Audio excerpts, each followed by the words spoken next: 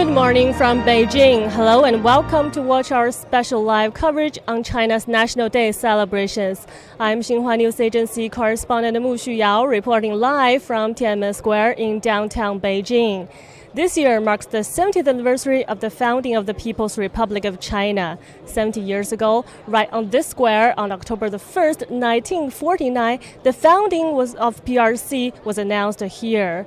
Today, their celebrations will be held to mark the achievements that China has made over the past 70 years. Please stay tuned with us both on our TV News Network, CNC World, and also follow us on YouTube, Facebook, and Twitter, as we will bring you the latest on today's celebrations. Today, I'll also be joined by my colleagues who will bring you the latest from on and around the square. First joining me is our colleague Yang Yunqi. He has been following the latest information on this year's National Day celebrations. Let's find out what he knows. Hello, Yunqi. Could you please tell us more about today's National Day celebrations?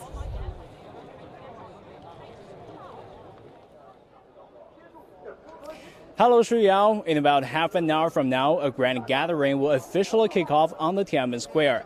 Chinese President Xi Jinping will attend the gathering and deliver an important speech. After that, a military parade and a mass pageantry will also be held. About 100,000 people are expected to attend this morning's celebrations, and in the evening, a grand evening gala will also be held on the square, where party and state leaders are expected to join the public to watch performances and a fireworks show. Today's events are probably the most eye-catching part of the national celebrations.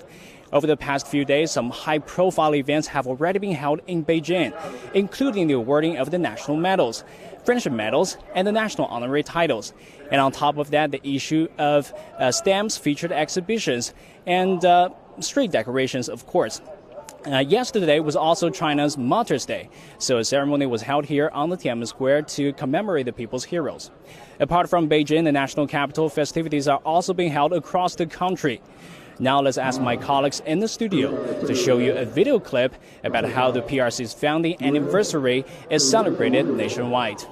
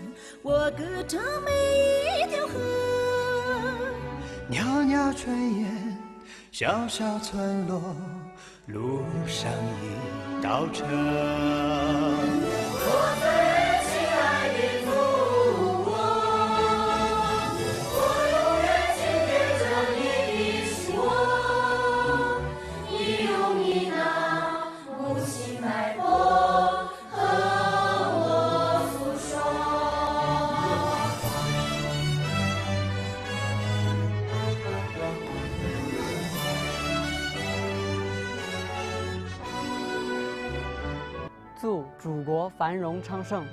我们爱祖国。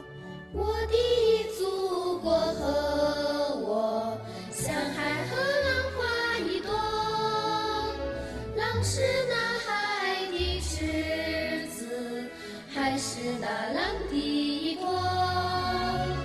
每当大海在微笑，我就是笑的漩涡。我分担着海的忧愁，分享海的欢乐。我最亲爱的祖国，你是大爱永不的路，永远给我一浪倾我心中的歌。我最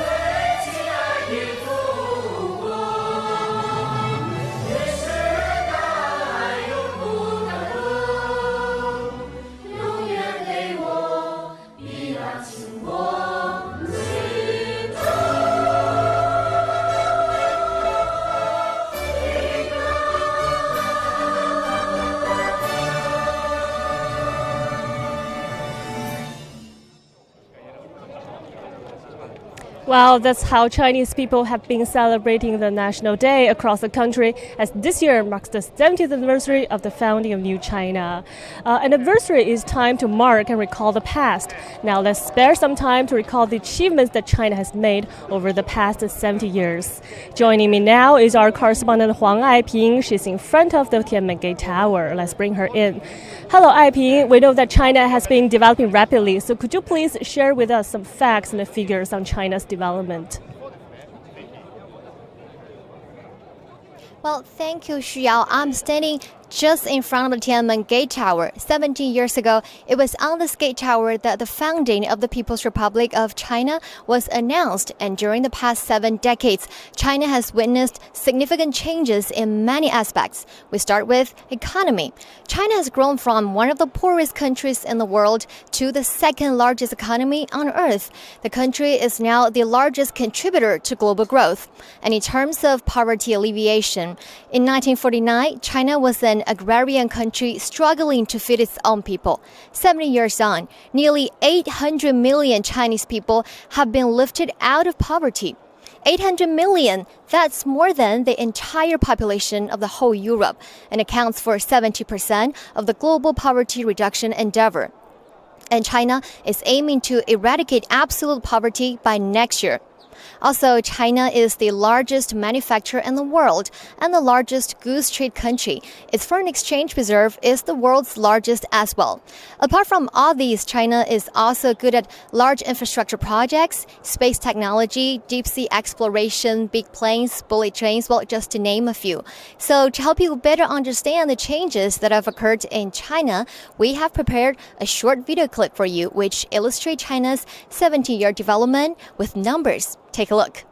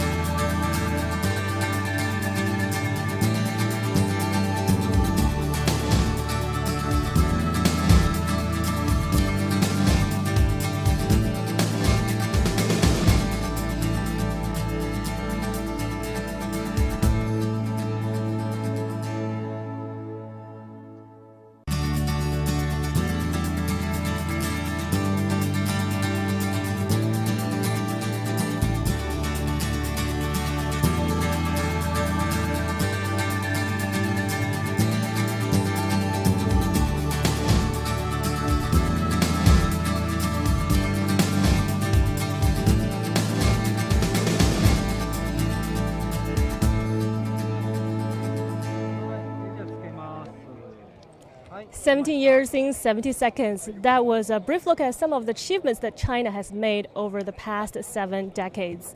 China has been changing drastically. A lot of progress has been made with the people's lives getting better and better. Now here's a short video clip showing you some facts about China's battle against poverty.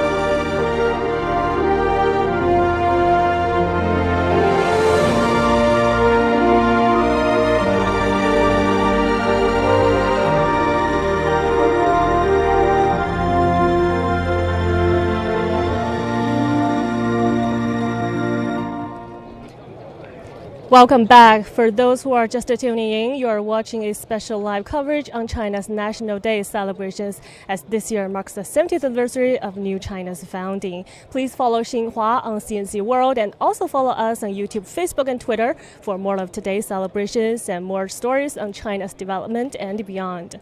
Now let's turn to our colleague Ding Ting, as she has more stories to share on China's development. She's also having a grand view. Let's check it out. Hello, Ding Ting. Tell us what you can see right now.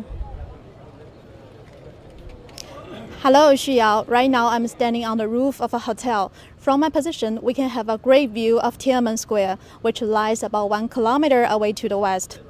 On this street down here, the Chang'an Avenue, we can see formations of soldiers and equipment.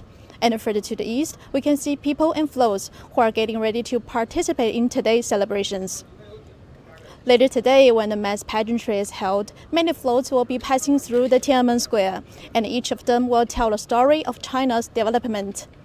So, on the Chang'an Avenue, we are expected to see a moving picture of how the People's Republic have making progress over the past decades, and how the Chinese people's life have been changed. And indeed, the changes to people's livelihood in China have been phenomenal. Official data shows the average life expectancy of the Chinese people have risen from 35 to 77 years over the past decades. China's universal healthcare system and the social security system lead the world in scale. Health strategies encourage citizens to keep fit. Education also saw gigantic leaps. 7 decades ago, China made an 80% of the illiteracy rate and less than 20% of the primary school enrollment. And now, China has the world's largest tertiary education system. That is to say, after 70 years of development, the Chinese people's lives are now more educated, healthier, and wealthier.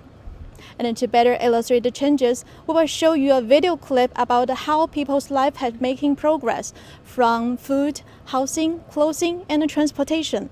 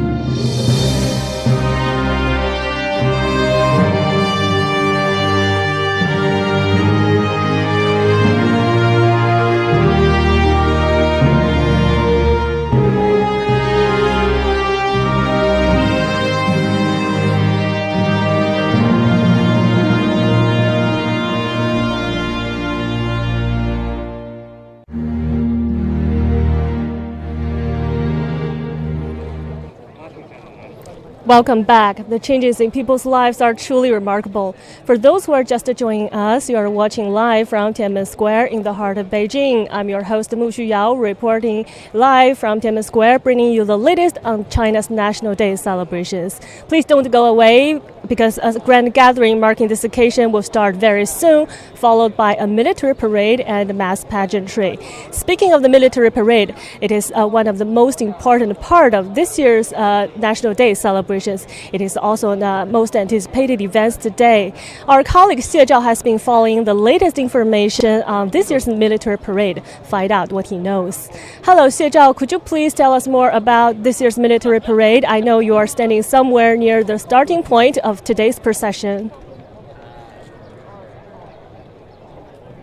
Hi, Gio. Just as you said, I'm standing near the starting point of the military parade procession. From this point, you will see that the soldiers are standing in formations, and they have practiced for this day for quite a long time, and now they are ready. Well, it's a common practice for countries in the world to hold military parades on important occasions. This year marks the 70th anniversary of New China's founding, and today's military parade is expected to showcase China's achievements in national defense. The parade consists of foot formations, equipment formations, and air echelons. Its scale is the largest in decades in China. Organizers say the parade will see some military equipment making their debuts. Army officials say that the parade is not targeted at any country, any region, or any situation. They stress that China's military personnel are always a force to safeguard regional and world peace and stability. Back to you, Xuyao. Thank you, Xie Zhao. To prepare today's parade, the soldiers have gone through strict training. So exactly how hard the training is, let's check it out.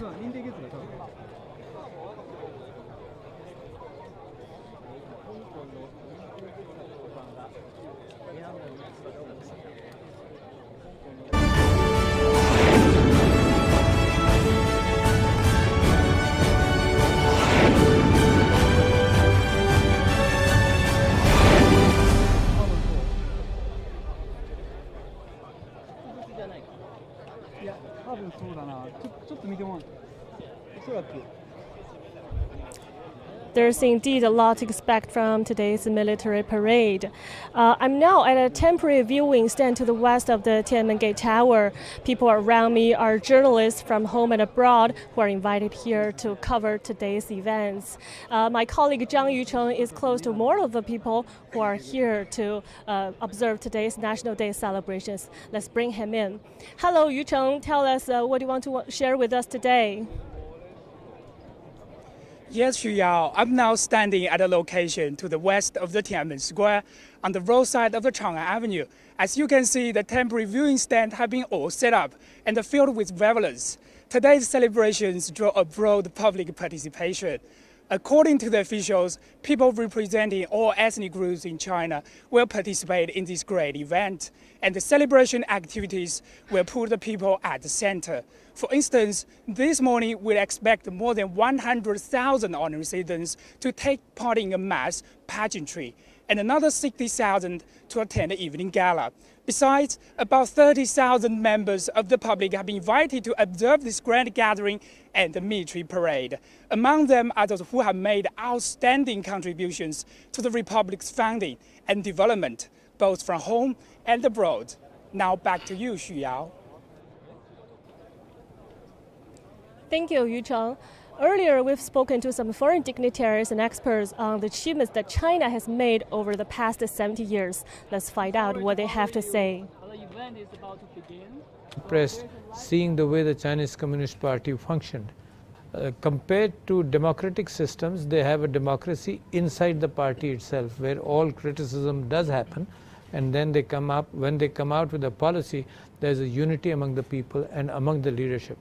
I think the world learned from China. In fact, Pakistan is trying to learn from China how the fact that progress does come around. នេះជាចំណុចដែលយើងត្រូវមើលឃើញអំពីលំអឿននៃការអស់ឡើងរបស់សាធារណរដ្ឋប្រជាមានិតចិនលើគ្រប់វិស័យ ក្នុងវិស័យសេដ្ឋកិច្ចជីវភាពប្រជាជនមានការកើនឡើងគួរឲ្យកត់សម្គាល់ក្រៅពីការអភិវឌ្ឍប្រទេសខ្លួនឯងចិននៅបានដើរតួនាទីសំខាន់នៅក្នុងការនាំមកនូវវិបុលភាពសម្រាប់តំបន់និងពិភពលោក The Chinese people proven that their hard work and efficiency created China today one of the strongest economy of the world. Well, the world knows China's economic rise is the most spectacular in world history, and so many people have been brought out of poverty and have been brought into quality of life. It's an enormous economy. Welcome back. For those who are just tuning in, you are watching live from Tian'anmen Square in the heart of Beijing. I'm Mu Xuyao, bringing you the latest on China's National Day celebrations. Behind me is Tian'anmen Avenue. Now you can see both sides of the avenue are already filled with people who are invited here to observe today's celebrations. Later in a short while, the avenue itself will be full of festival goers who will celebrate China's National Day. Tian'anmen Avenue is an iconic street in Beijing. It is also a major east-west thoroughfare in the capital city. The changes that have occurred to the street has demonstrated the achievements and transformation China has made over the past 70 years. Now let's take a look at a short video clip showing you how the street has evolved over the years.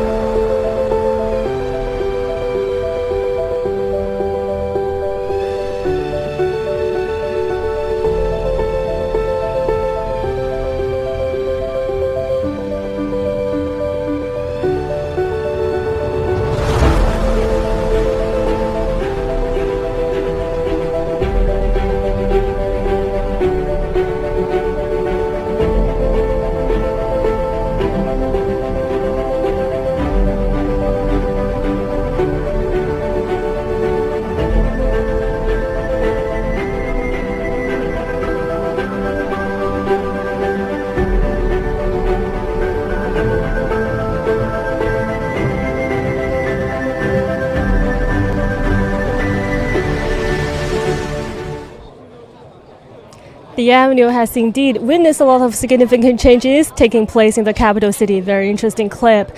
Joining me now is our correspondent Zhang Zhao. He also has a great view of both Tian'anmen Avenue as well as the Tian'anmen Gate Tower. Let's bring him in. Hello, Zhang Zhao. How's everything? What do you want to share with us today? Hello, Xuyao. Behind me, you can see Tian'anmen Avenue. As our colleagues said earlier, this avenue has witnessed the significant changes over the past 7 decades, both the road itself and also the traffic running along it. The avenue has not only witnessed the progress China has made as shown in previous parades on it, but also how well China has been going along its socialist road. After all, many analysts attributed China's achievements to its pursuit of socialism with Chinese characteristics. Now, China is marching on its own path toward the goal of building a moderately prosperous society by 2020 and embarking on a new journey to become a modern socialist country by the middle of this century. By doing so, China is offering its approach to solving problems related to development for the rest of the world. And then we'll expect to see more achievements to be displayed on Tian'anmen Avenue behind me in the years to come. That's all from me now. Back to you, Xuyao. Thank you, Zhang Zhao. Enjoy your view and enjoy your work. After 70 years of development, China has now become a more confident and more prosperous nation. Together with its people, the country could be expected to be moving ahead towards a better and brighter future. You're watching a live coverage on China's National Day celebrations, as this year marks the 70th anniversary of the founding of the People's Republic of China. Please don't go away, as spectacular celebrations will start very soon. Stay tuned.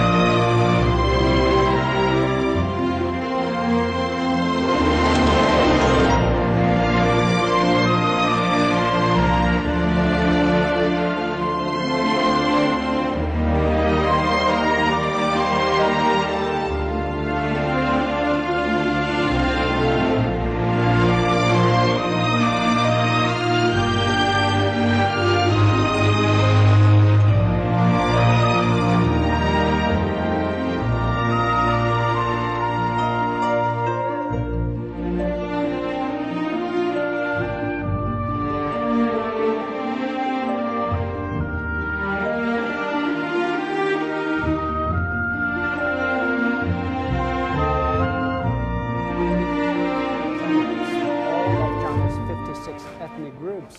Compatriots from Hong Kong, Macau, and Taiwan, and overseas Chinese are also present.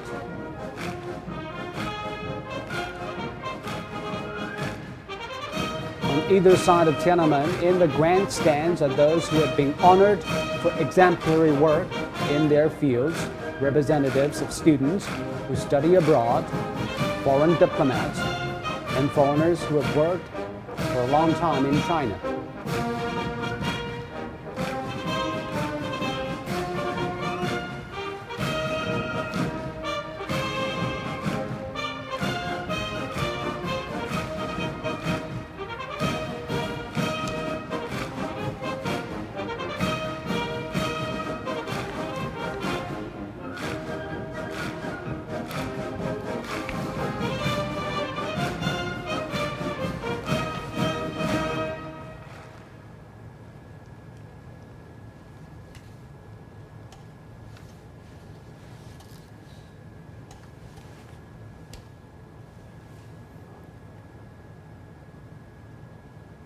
Now, national leaders and former leaders all line up on Tiananmen rostrum, and they will be inspecting the parade.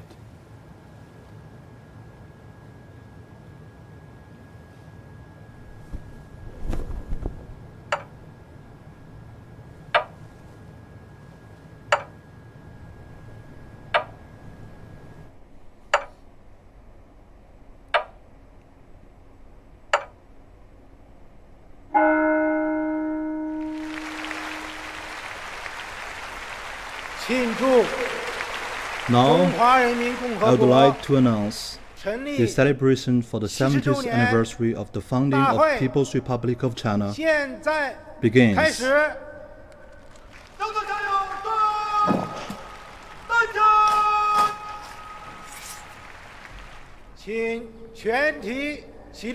Please all rise.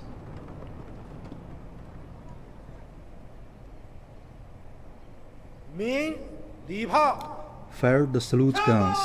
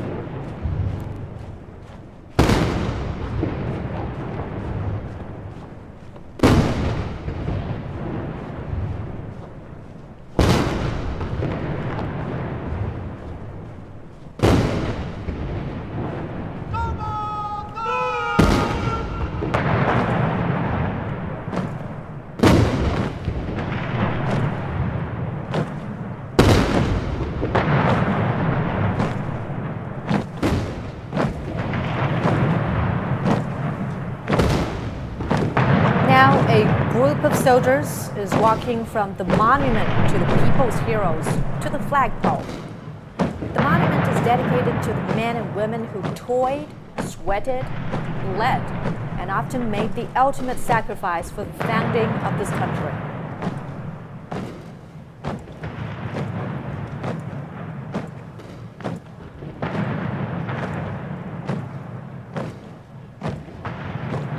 Audience members are standing for a special salute. 56 cannons, representing China's 56 ethnic groups, are being fired 70 times to mark the 70th anniversary of the People's Republic of China.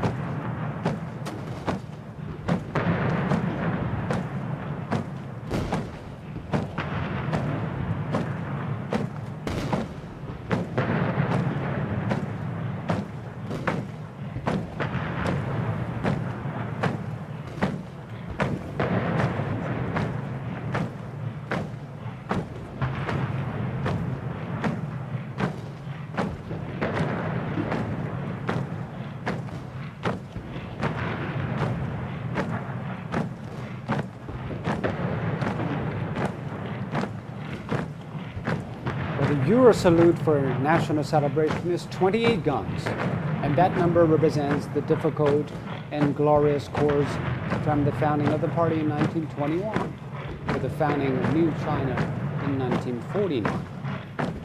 And on the 35th, 40th, and 45th national days, 28 guns were fired. And 50 guns were fired on the 50th anniversary. And 60 guns were fired on the 60s. For the military parade on September the 3rd, 2015, 70 guns were fired. That is the most of any previous celebrations and commemorations. It marked the 70th anniversary of China's victory in the war of resistance against Japanese aggression during the Second World War.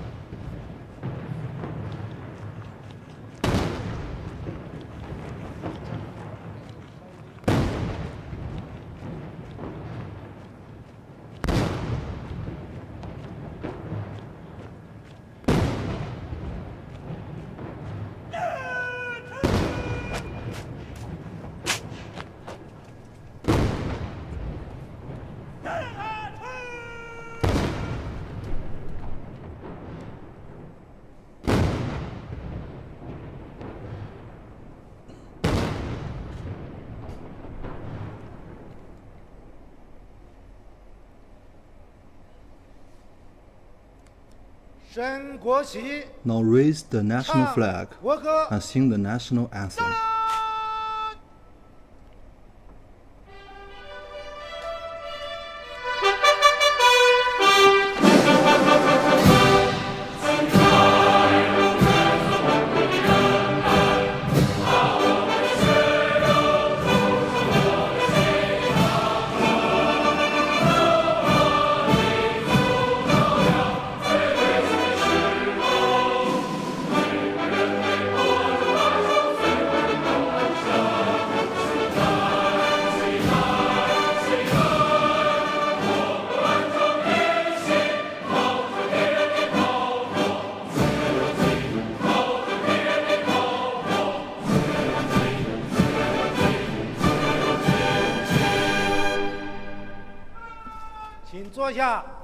Please be seated. Now let's invite the General Secretary of the CPC Central Committee, President, and Chairman of the Central Military Commission, Comrade Xi Jinping, to deliver an important speech.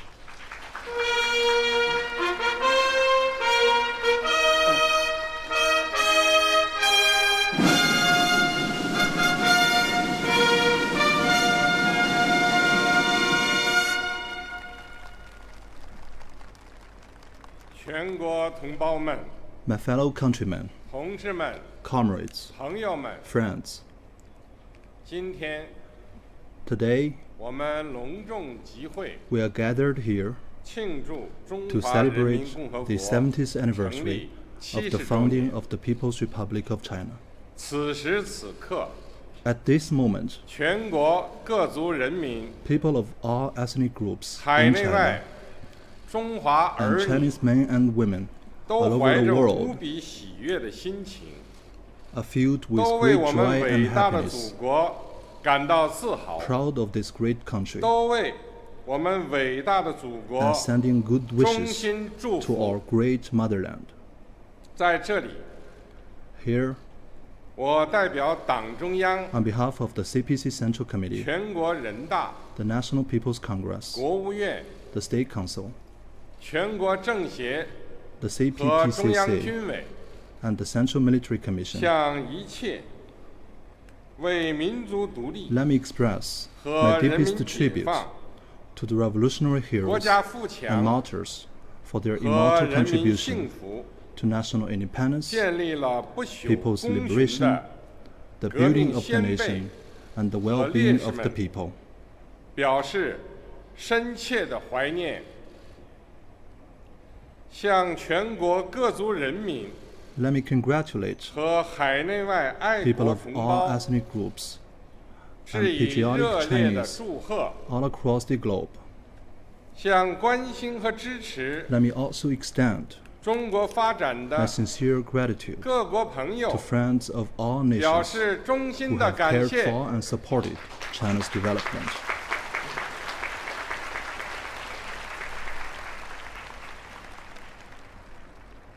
70年前的今天， It was today 70 years 毛泽 ago 东同志 that Chairman Mao 在这里向 stood 世界 at this very 庄严 place 宣告 and 了 announced solemnly 中华人 to 民 the 共和 world 国的成 the 立， founding of the People's Republic of China, 中国人民从此 which 站起 marks 来了。 the end of more 在 than 这一伟 100大 years 事件 of humiliation and misery 彻底改 the 变了 country had suffered 近代以后 since modern times. 100多年，中国积贫积弱、 The Chinese 受人 people 欺凌的 managed 悲惨命 to 运， stand up on their feet 中华民族 and 走上了 embark 实现 on a 伟大 grand 复兴 journey 的 of national 壮阔 rejuvenation. 道路。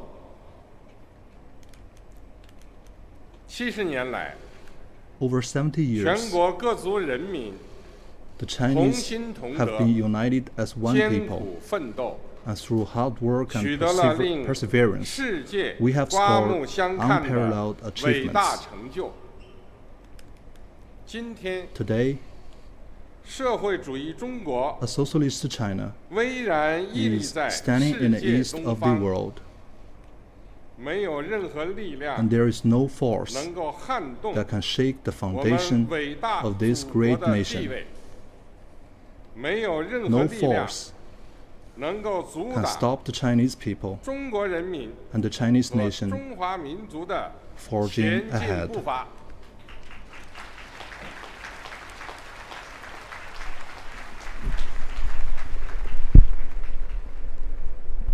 同志们、朋友们， Comrades, friends, 前进征程上， forging ahead, 我们要坚持 we will 中国共产 remain 党 committed to the leadership of the Communist Party of China, 人民主体地 put 位， people first, 坚持中国特色社会主 stay 义道 true 路， to the socialist path with Chinese 全面贯彻执 characteristics, 行党的基本理论、 comprehensively follow through the basic 基 theoretics, 本方略， guidelines, 不断满 and 足 strategies, 人民对 meet 美好 people's 生活的 aspiration 向往， for a better life, 不断创造新的历史伟业。 and engage in new and historic 前进 endeavors. 征程上， Forging ahead, 我们要坚持 we must 和平统一、 remain 一 committed 国两 to the 制的 strategy 方 of 针， peaceful reunification and one 保持 country, 香 two 港、 systems. We 澳 will 门 maintain 长期 long-term 繁荣 prosperity 稳定， and stability of Hong 推 Kong 动 and Macau, 海峡两岸关 advance 系 the peaceful 和平发 development 展， of cross-strait relations, 团结全体中华儿女， unite the whole country, 继续为实现祖国 and 完全 continue 统一 to strive 而 for 奋 the 斗。 complete unification of our country.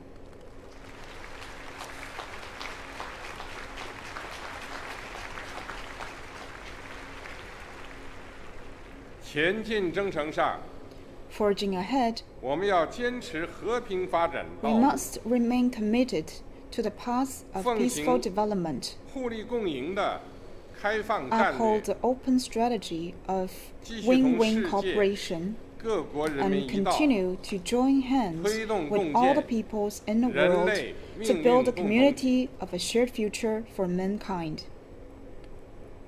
中国人民解放 The 军 People's Liberation Army of China 和人民武装 and 警 the 察部 People's 队 Armed Police Force 要永保人民军 will 队性 forever 质、 retain the 宗 characters, 旨、 purposes, 本色， and the nature of being the 坚决维 people's 护 military. 国家 They will 主权、 resolutely safeguard the sovereignty, 发展利益、 security, and development 坚决 interests 维 of 护 the nation, 世界和 and 平。 resolutely protect world peace. 同志们、 Comrades, 朋友们， friends, 中国的昨天 China yesterday is already engraved in the history of mankind. China today is created by hundreds of millions of hardworking Chinese, and China tomorrow will be even more prosperous.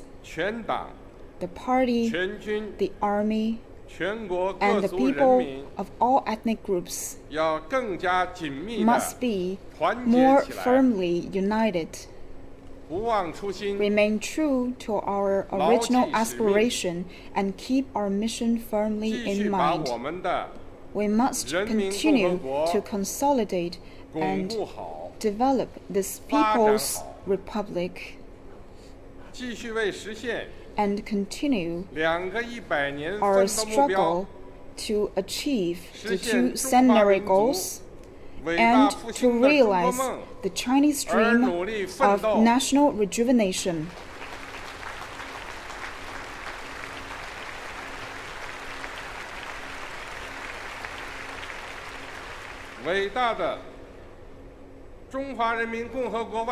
Long live the great People's Republic of China.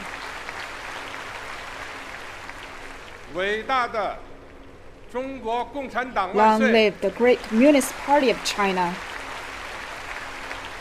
And long live the great Chinese people.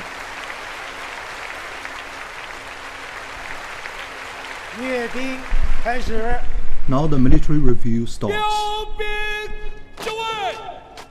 On your positions.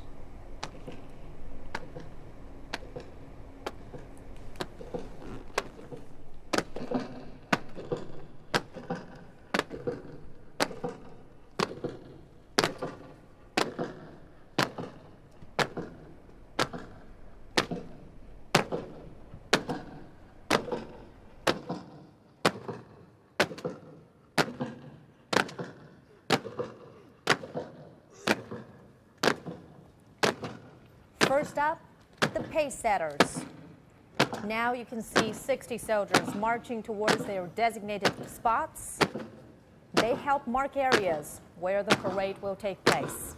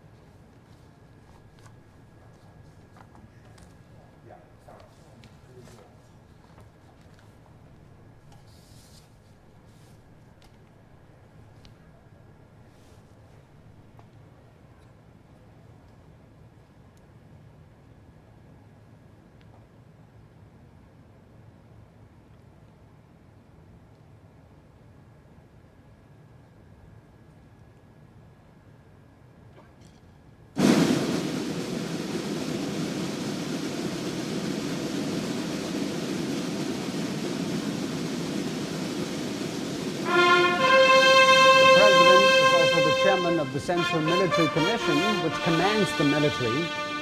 The Commander-in-Chief is now in his special red flag limousine.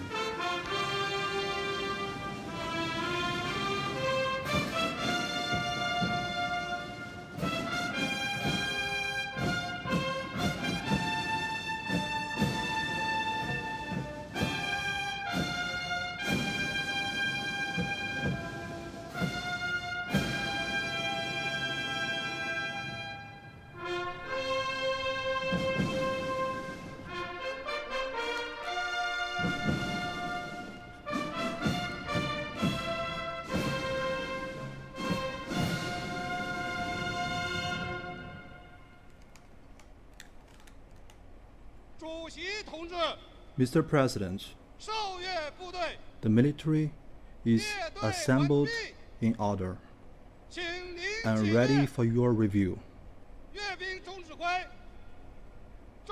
Chief Commander of the Military Review, Yi Xiaoguang, proceed.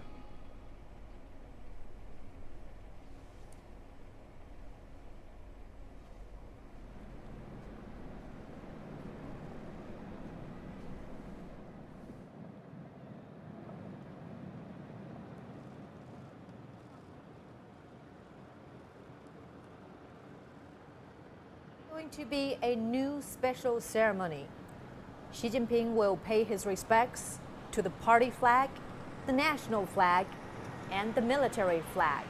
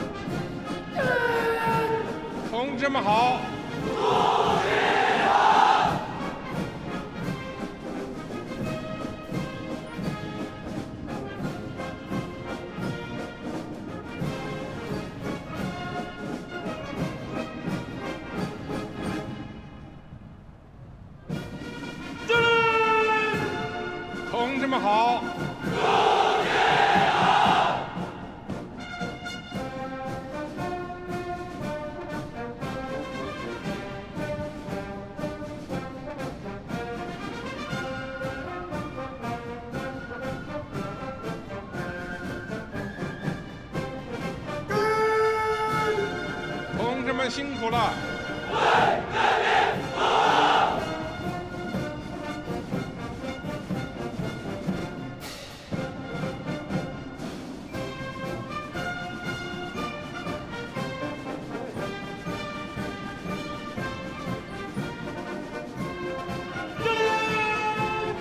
同志们好！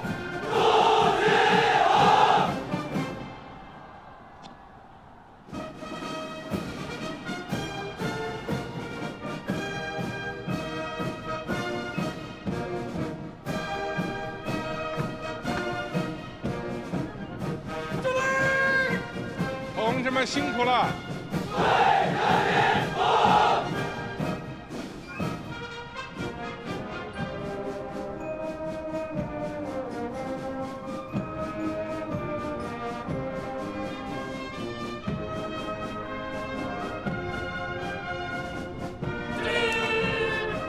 同志们好！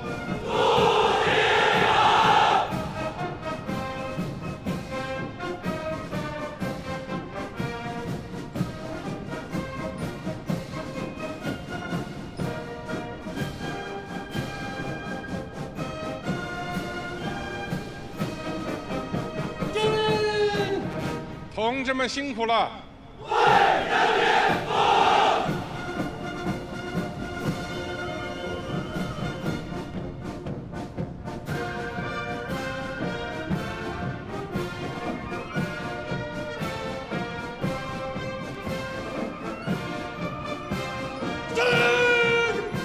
同志们好！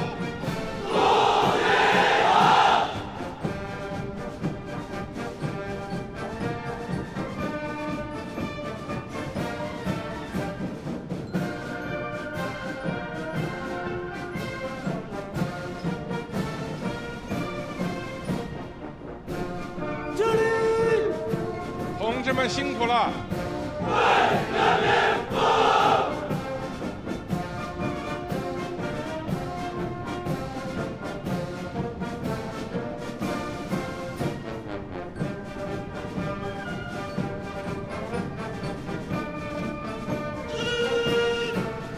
同志们好！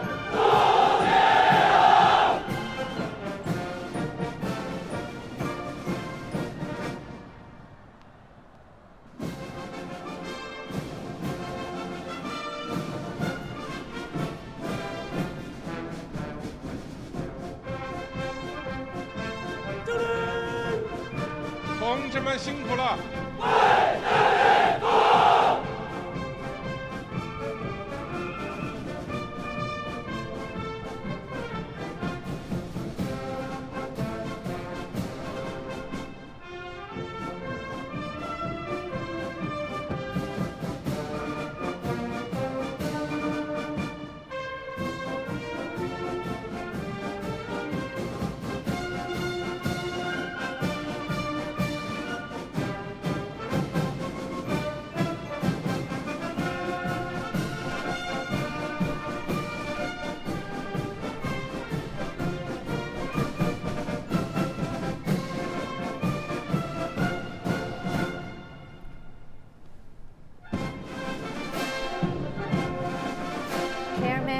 ！Of the Central Military Commission, Xi Jinping is now returning to Tian'anmen.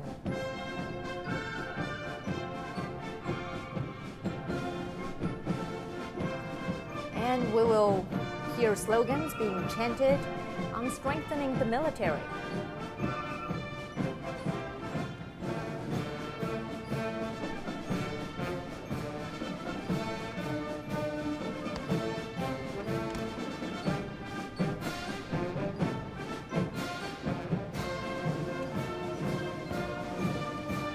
Now, as we can see, some of China's most advanced weapons will be on display, are being displayed.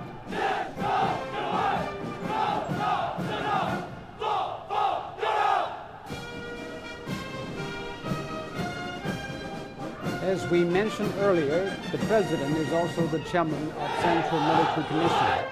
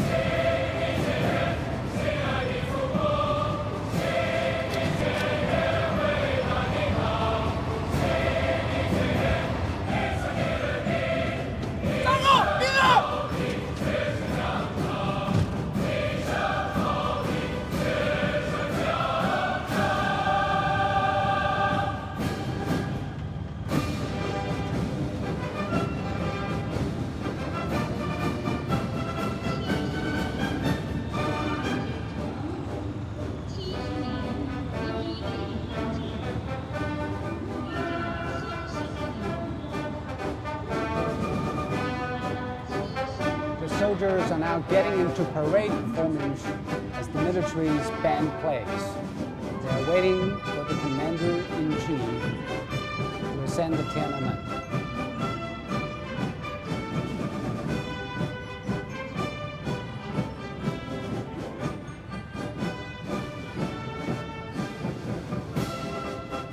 Commander-in-Chief Xi Jinping has inspected the troops.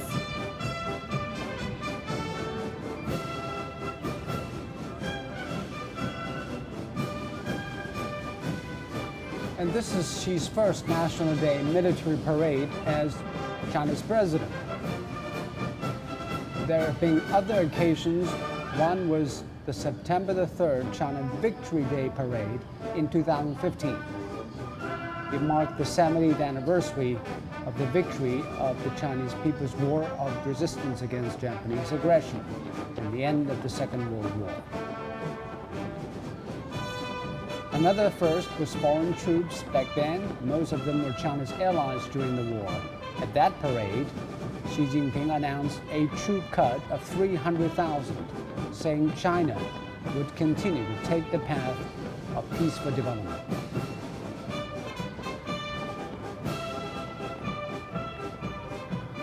And another parade was 2 years ago on July 30th at the Zhuzhihe training base in North China's Inner Mongolia Autonomous Region. That one marked the 90th anniversary of the People's Liberation Army. Zhuzhihe is China's most advanced training base. The parade came after Xi Jinping called for breakthroughs in reform of the armed forces. It showed the profound reforms the PLA had been undergoing, such as its newly created forces, the Rocket Force and Strategic Support Force.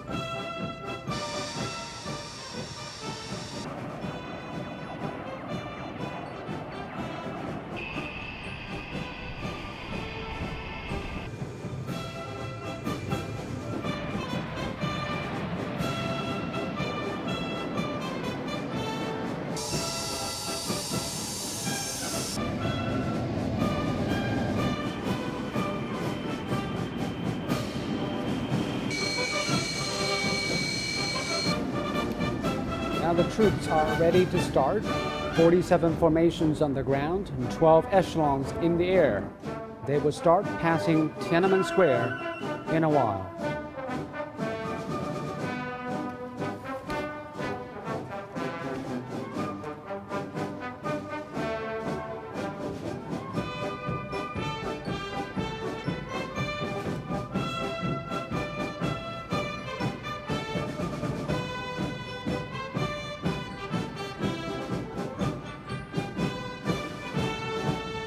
See the influence of the new round of technological and industrial revolution in the military sector.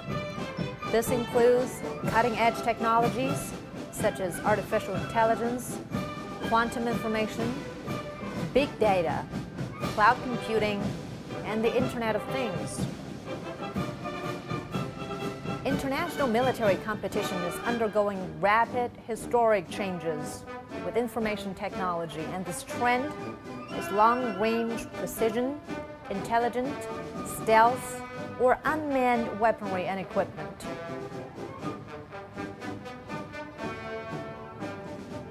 Modern warfare is becoming increasingly informationized, and intelligent warfare is on the horizon.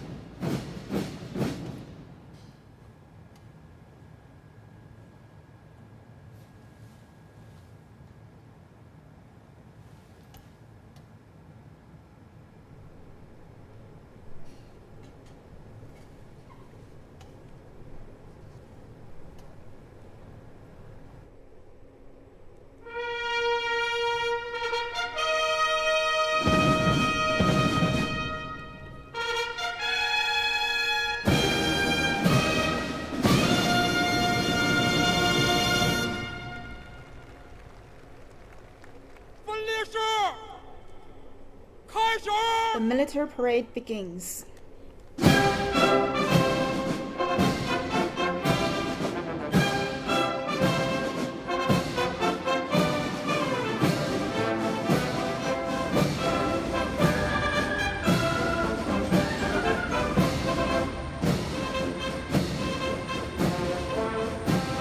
Here come the air flag guards with the flags of the party, nation, and military.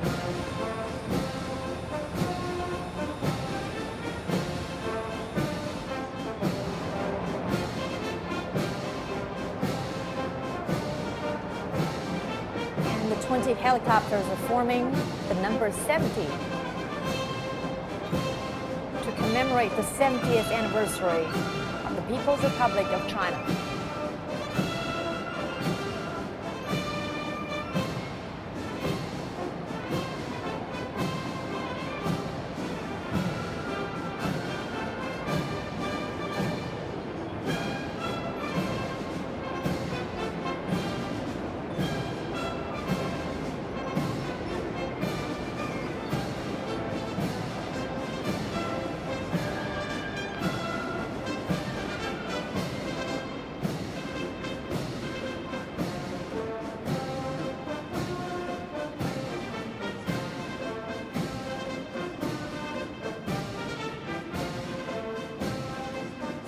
Formations on the ground were selected from Joint Operation Commanding Organizations and different troops, universities, and scientific academics.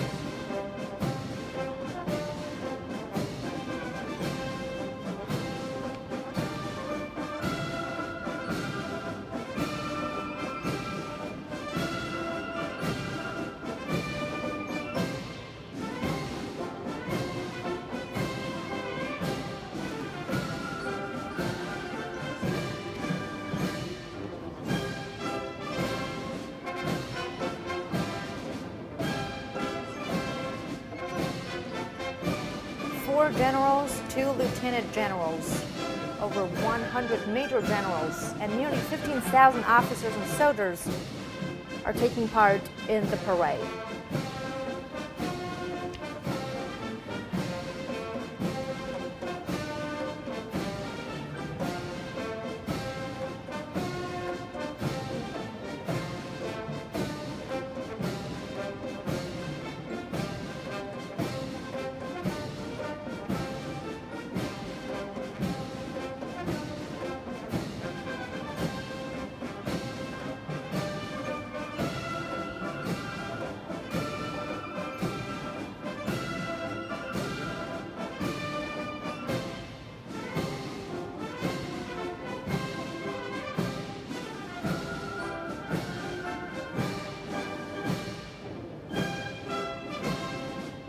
Now we see the PLA Guard of Honor, the People's Liberation Army under the leadership of the Communist Party of China, safeguards national interests for the country and well-being for the people.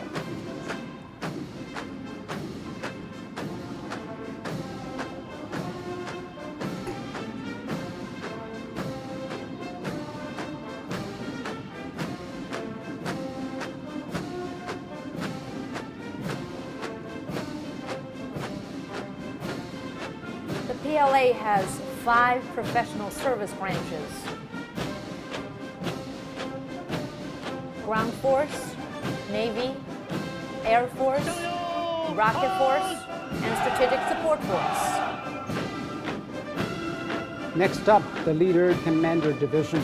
It is led by Major Generals Jiang Guoping and Chen Zuosong. There are also 27 generals and 325 majors and lieutenants from the Central Military Commission Organ System, 5 theater commands, and armed police. Their mission is to showcase the new vitality of the military commands after structural reforms and clear direction for the policy of training commanders before training soldiers.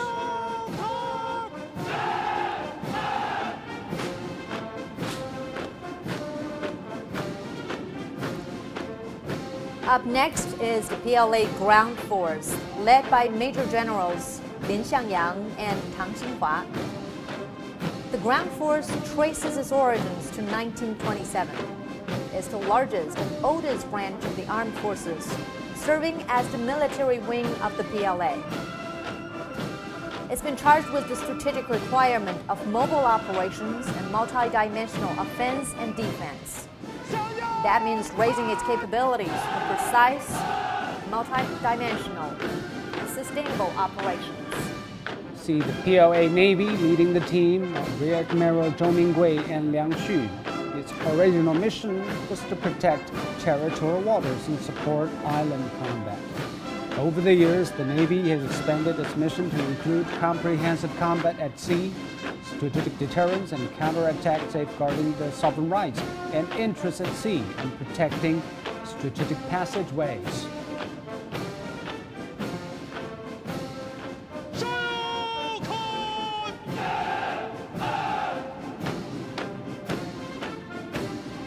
Coming up is the Air Force, led by Major Generals Jing Tao and Zhao Yongyuan.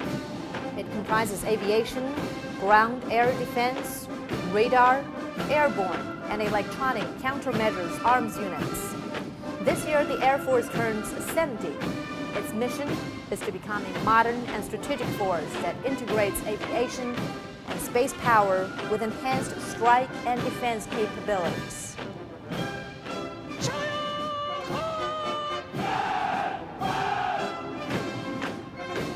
This is the PLA Rocket Force. Leading the team are Major Generals Xue Jinfeng and Zhang Fengzhong. The purpose of the Rocket Force is to strengthen strategic deterrence capabilities, primarily nuclear deterrence through precision strikes with dual-use nuclear and conventional missiles. The Strategic Missile Brigade is one of the Army's pillar combat forces.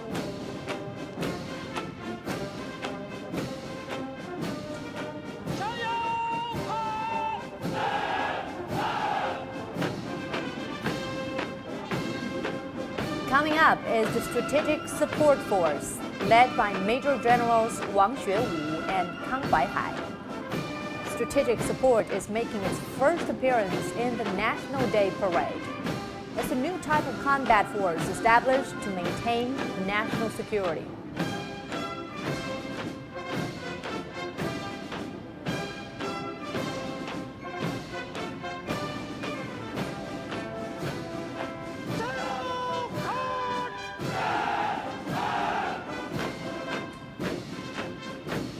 The Joint Logistics Support Force.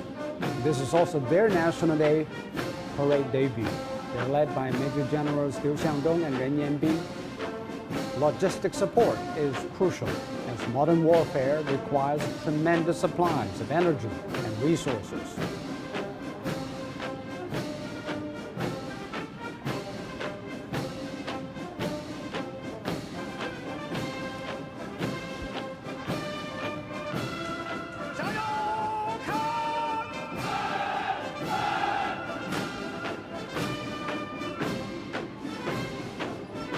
Next up, the PLA Armed Force, led by Major Generals Zhao Dongfang and Zhang Weiguo.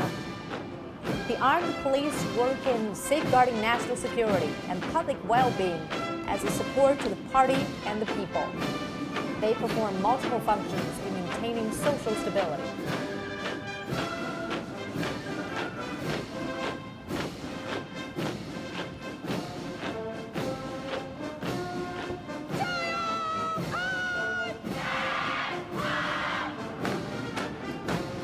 And here are the female soldiers led by Major Generals Cheng Xiaojian and Tang Bing. There were 352 soldiers from different service organizations, armed police, and troops. Chinese women can be seen on the front line of fighting disasters, guard points, in every aspect of the armed forces.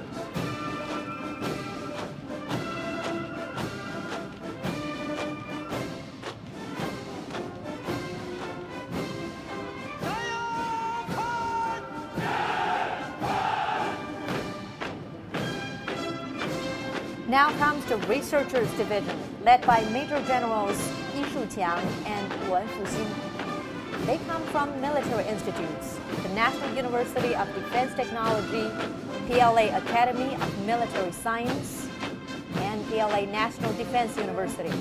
The division cultivates military talents in its mission to advance the strategy of strengthening the Army through science and technology.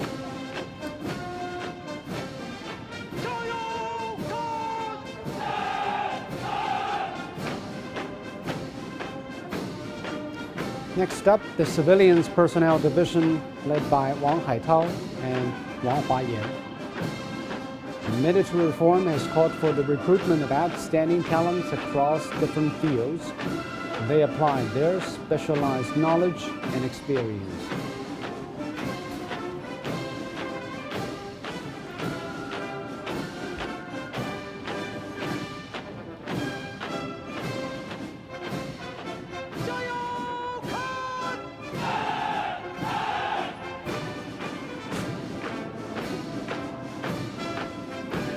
Up next is the Military Reserve Division, led by Senior Colonel Gao Xinjiang and Reservist Senior Colonel Xu Zhenggang. The reserve is a key component of China's national defense.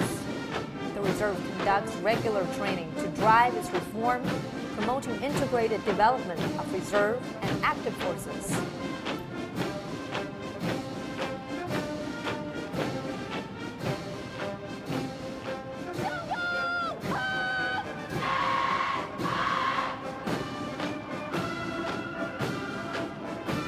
This is the Militia Division, led by Zhao Bingqing and Liao Weiwei.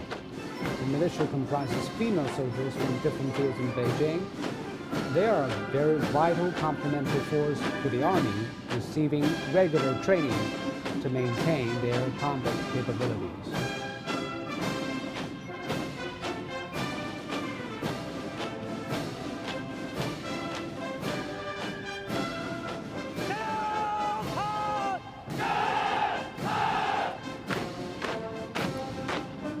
Coming up is the formation representing China's UN peacekeepers.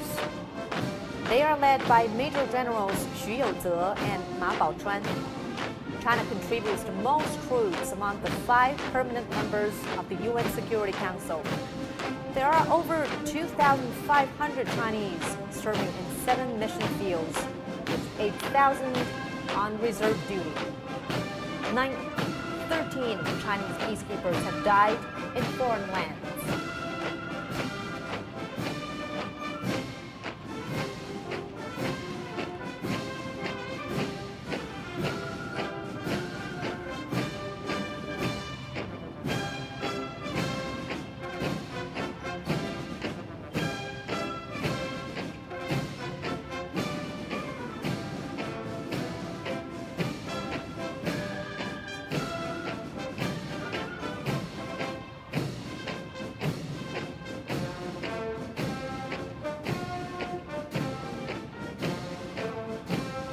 The sounds of heavy vehicles tell us the arms and equipment formations are coming. 40% of the armaments will be shown to the public for the first time. We will see 32 formations.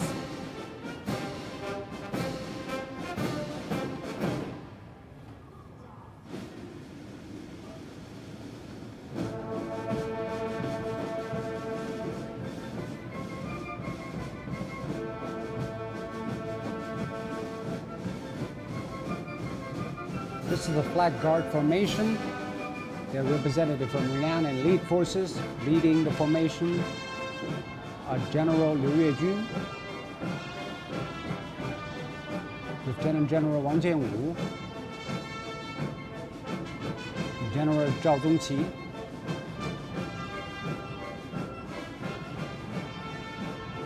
Lieutenant General Li Qiaoming, and General Zhu Shengling.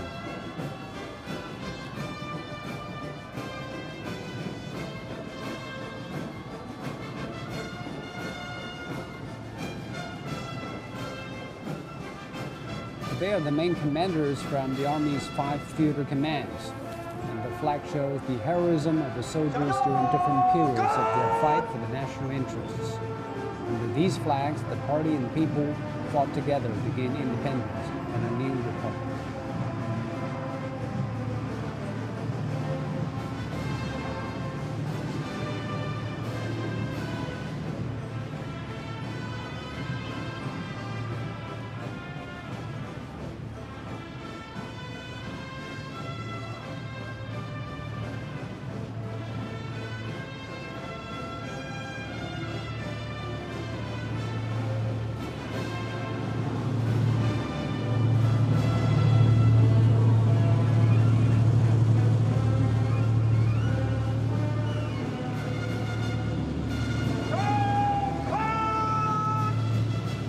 Now here come the ground formations. Leading the tank formation is Major General Li Ming. There are 22 99A tanks, the main battlefield tanks independently developed by China. They have advanced firepower ability and defense capability.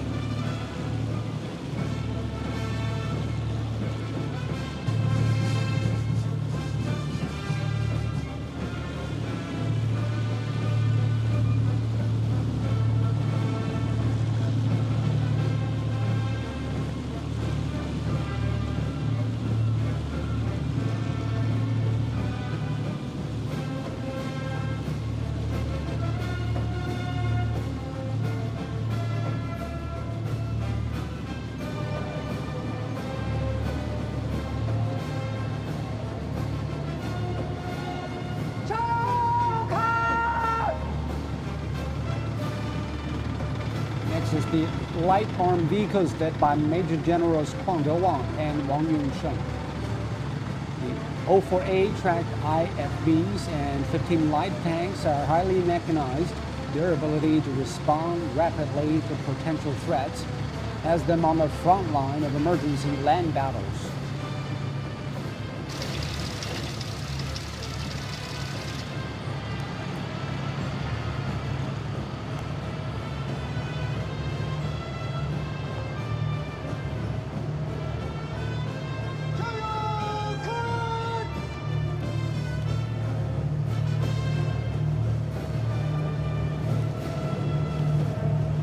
Following is the amphibious fighting vehicle formation, led by Rear Admiral Zhu Chuansheng and Sha Chenglu. The 05A amphibious fighting armored vehicle is used for land operations, offshore sailing, and beach attacks.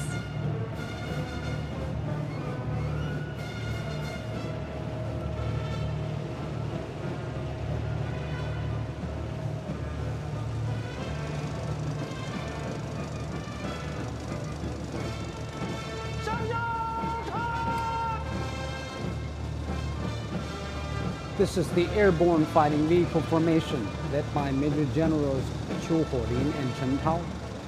The vehicle can be airdropped to the front lines. It is used in a joint combat system.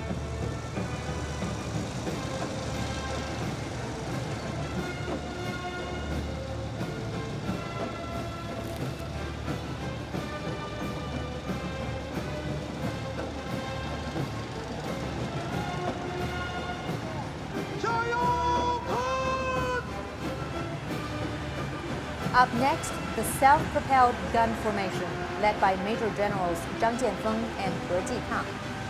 The artillery can provide long-range suppressing fire, precision strike, and information-based combat. Also in the formation are the Type 155 vehicle-carried gun howitzers, a new suppressing fire system that gives stronger fire and higher precision and mobility.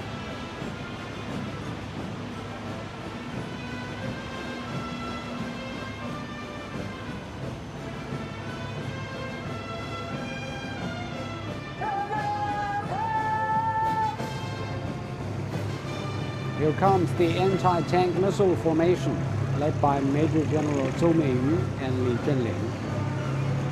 The HJ-10 missile system allows precision attack on ground targets not visible to the naked eye. It is also used against low-altitude or low-speed flying targets. To date, the PLA has developed an anti-tank equipment system that features diversified launching types, ranges, and guidance systems.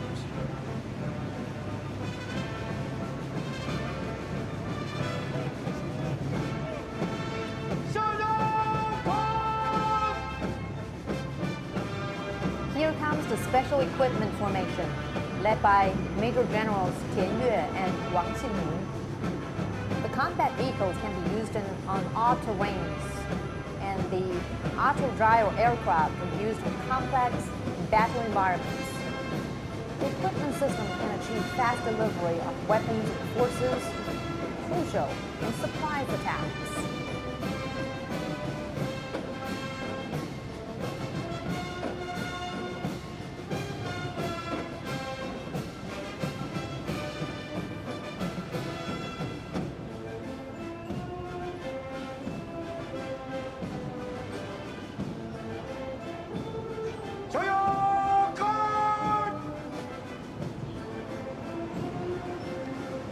The Armed Police Anti-Terrorism Formation led by Major General Liu Xinli and Wang Zaifa. The assault vehicles and explosion-proof armored vehicles are highly mobile and versatile.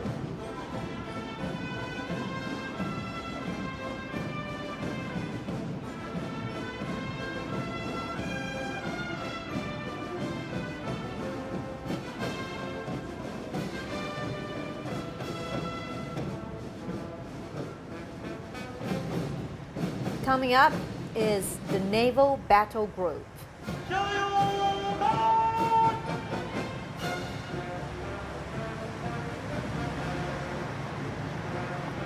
Major Generals Wang Xianfeng and Wu Yuhong are leading the shore-to-ship missile formation. The YJ-12B missiles can hit large and medium-sized ships. They are used for coastal defense.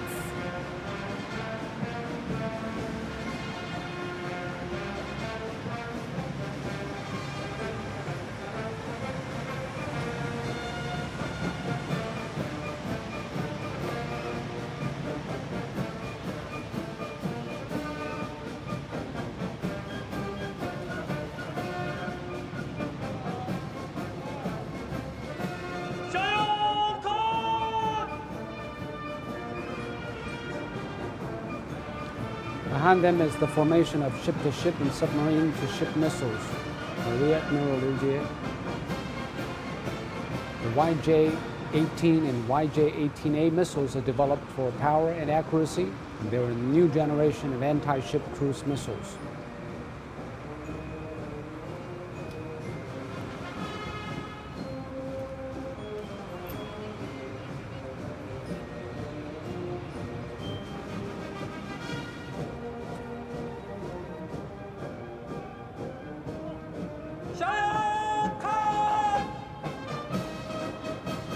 Next up, the ship-based air defense weapons, led by Rear Admirals Liu Hongwei and Zhang Baojun. We can see HHQ-9B, HQ-16, and HQ-10 missiles, and Phalanx close-in weapon system. They form a complete defense system that can intercept enemy missiles and support naval and land battle groups.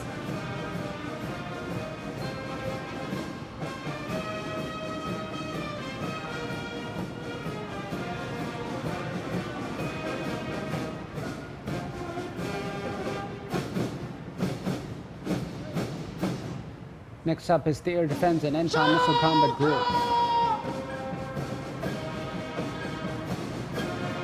Major Generals Li Guoping and Zhang Lei are leading the formation of the Early Warning Radar. The new generation of radar can detect and locate jets and missiles.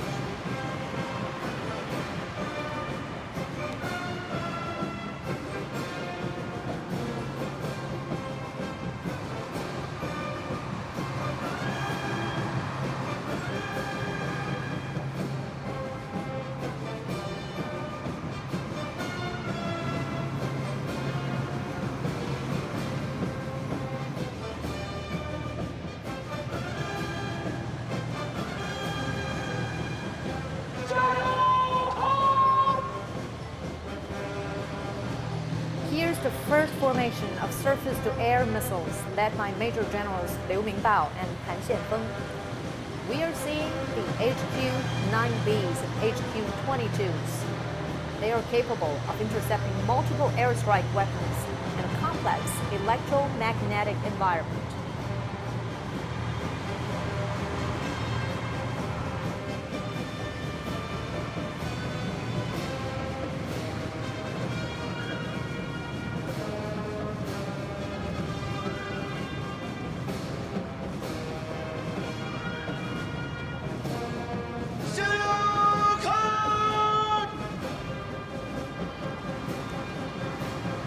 Major Generals Zhu Rui and Dong Yujiang are leading the second formation of surface-to-air missiles, HQ-12A missiles and HQ-6 launchers on display.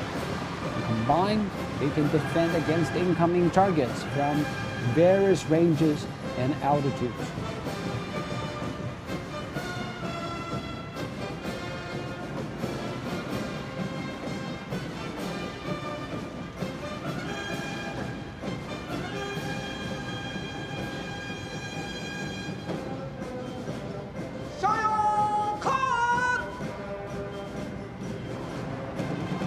Next is the Field Operation Air Defense Missile Formation, led by Major Generals Zhang Fan and Pei Xiaochang.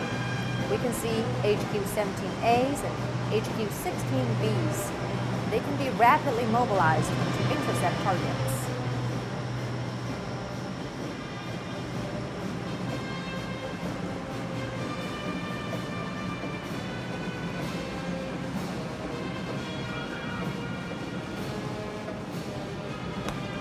The Information Battle Group consists of 4 formations.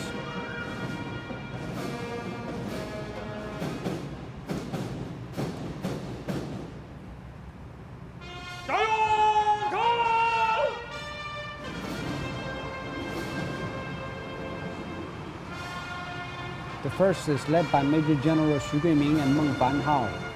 The equipment is designed to capture information quickly. It is able to perform tasks independently and support other troops.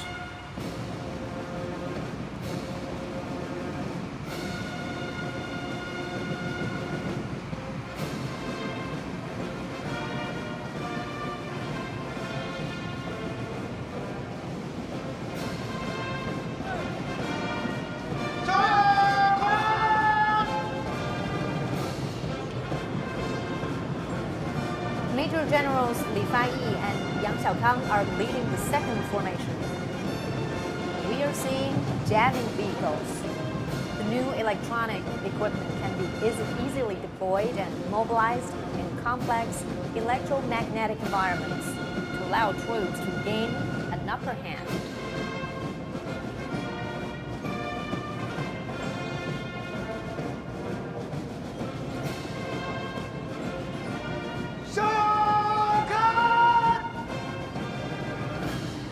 The next formation is led by Major General Sun Baocai and Jin Xianfang.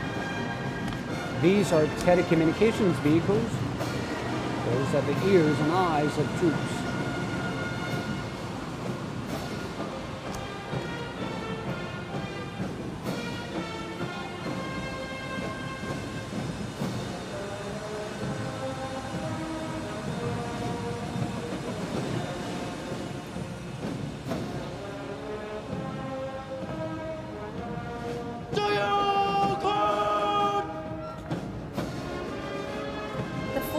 Formation is led by Major Generals Deng Hongjin and Jin Feng.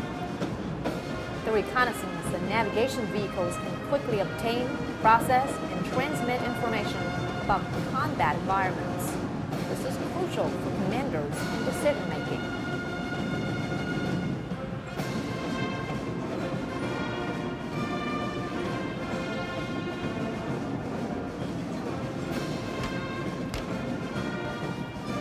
The military equipment is going intelligent. And what better teams to represent that than the drone team?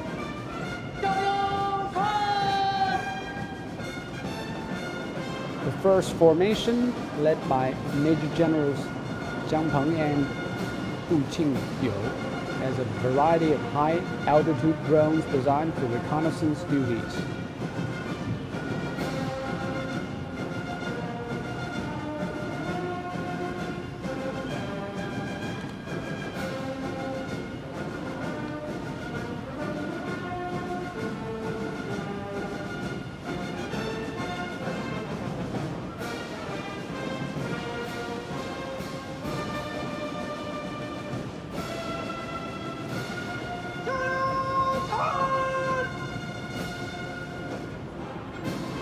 Second led by Major Generals Wang Yanqi and Qiao Yajun. These drones can carry out targeted attacks, They can also jam enemy air defense warning systems.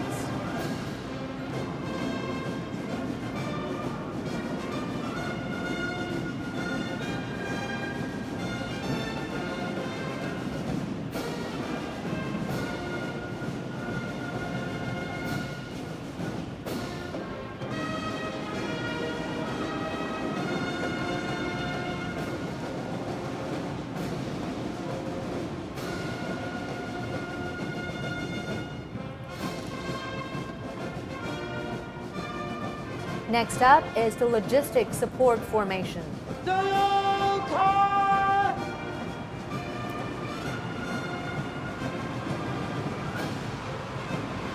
This formation is led by Major Generals Bai Zhongbin and Xu Baolong. The water tankers and mobile platforms are used in field operations. There are also oil tankers and food processing vehicles. They keep troops fed and supplies on the battlefield.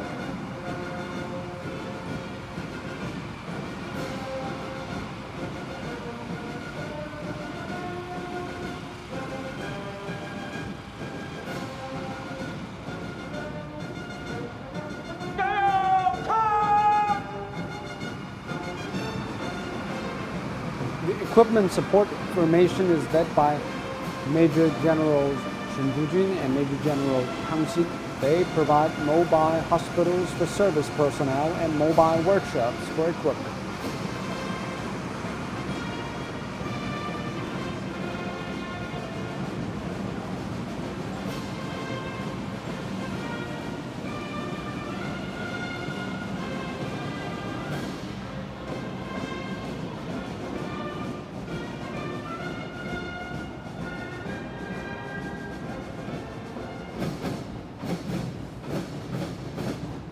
Now come the Strategic Attack Forces.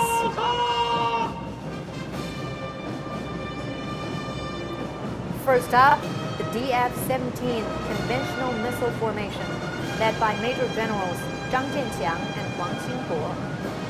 The DF-17s are used for precision strikes against medium and close-range targets. This is the weapon's first public appearance.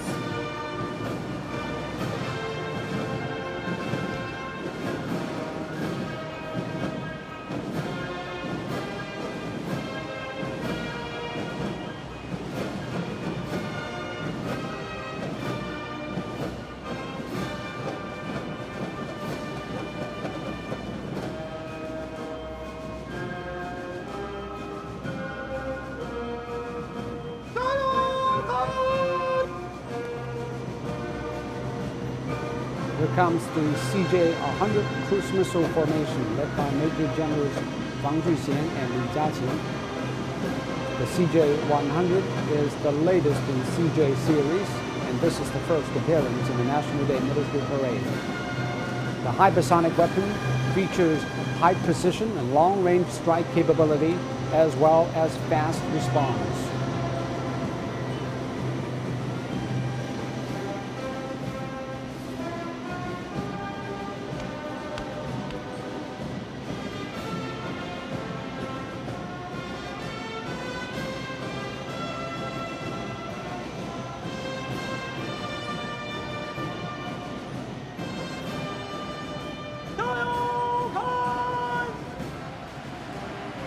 More missiles. This time, the DF-26, compatible with both nuclear and conventional warheads. Leading the formation are Major Generals Zhang Jichun and Liu Hongjiang. The DF-26's advantages are strong mobility and flexibility in launch location. Precision strikes on ground and underground targets, as well as those at sea, make it a strong deterrent.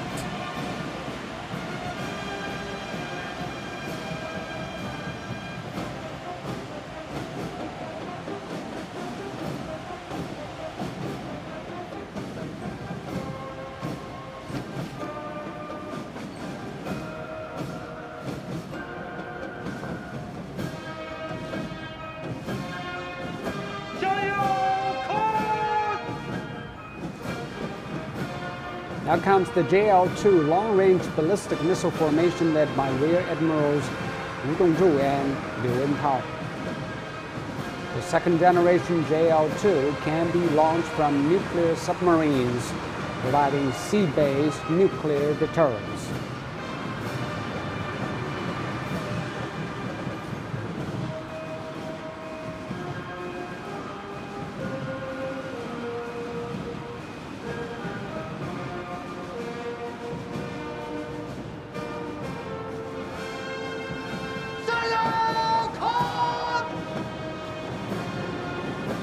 Now come the modified DF-31A nuclear missiles.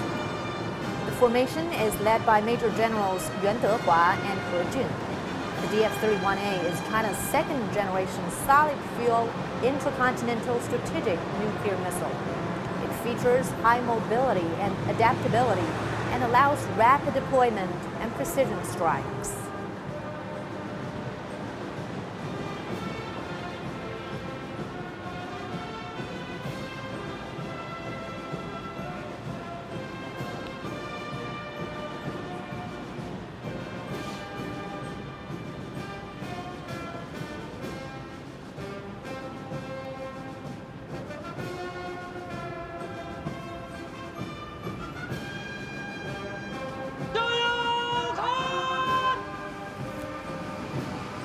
And this is DF-5B nuclear missile formation, led by Major Generals Wang Xiaochu and Deng Rongzhen.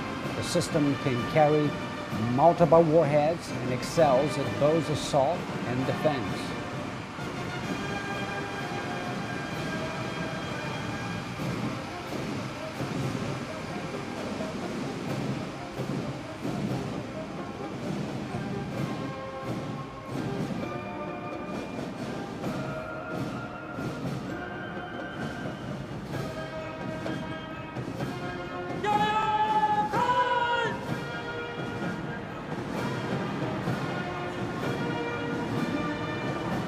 And here's the last equipment formation. It features DF-41 nuclear missiles. It's led by Major Generals Zhao Qiuling and Sun Le. The DF-41 is an intercontinental strategic nuclear missile. Its purpose is for both balancing power and securing victory. It has a pivotal role in China's strategic nuclear strength. China's missiles include ballistic missiles and cruise missiles, as well as conventional warheads and nuclear warheads. They are deployed in the mountains and the ocean in defense of national security and world peace.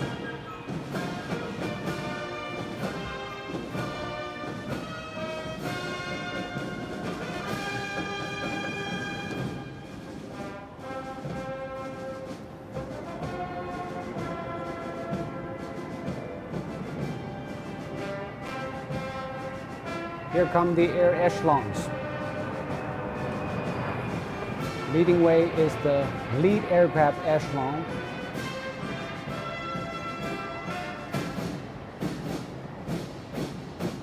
The system includes warning, reconnaissance, long-range strike, strategic delivery, reinforcement, and support. Taking the commanding position is KJ-2000 warning plane with Air Force Commander General Ding Laihan in charge. It's flanked by 8 J-10 fighter jets.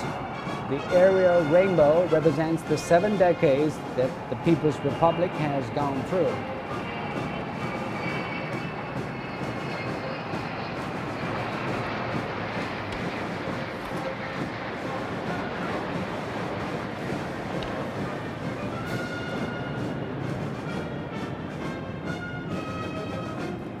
Here come the echelons of early warning and control planes.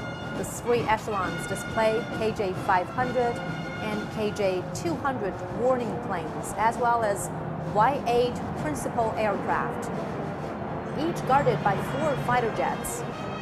These planes show how China has developed its air warning, detection, and trailing operations.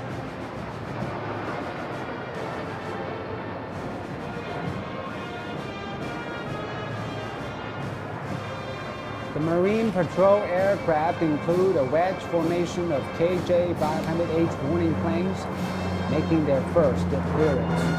Y-8 anti-submarine patrol planes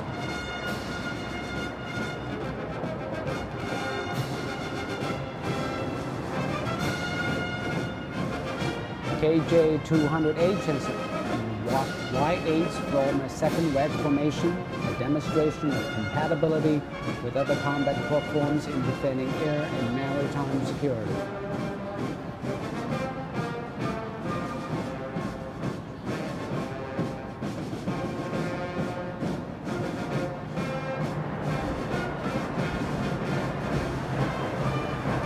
Here come the transport planes, flying past are China's new Y-20s and Y-9s. The Y-20 is nicknamed the Kunpeng or Rock, R-O-C, a giant bird in Chinese mythology. This is due to its long-range capability, tremendous carrying capacity, and fast speed. The plane can operate under complex weather conditions.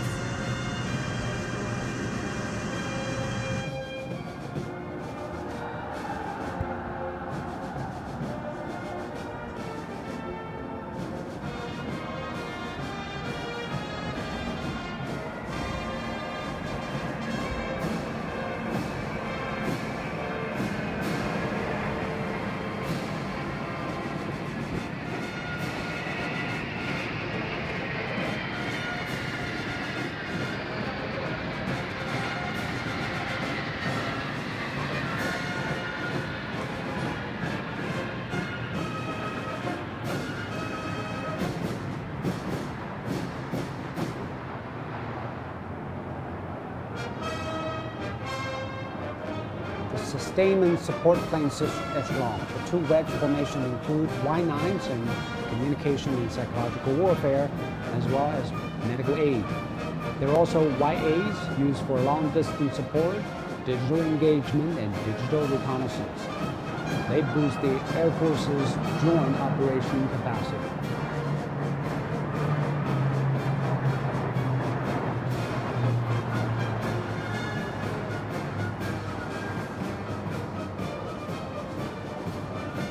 This is the bomber echelon.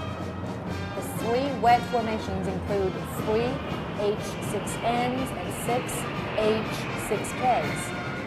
The H-6N is making its debut. China designed it as a long-distance strategic bomber. It can conduct aerial refueling. The H-6K can travel thousands of kilometers and strike targets with precision-guided bombs.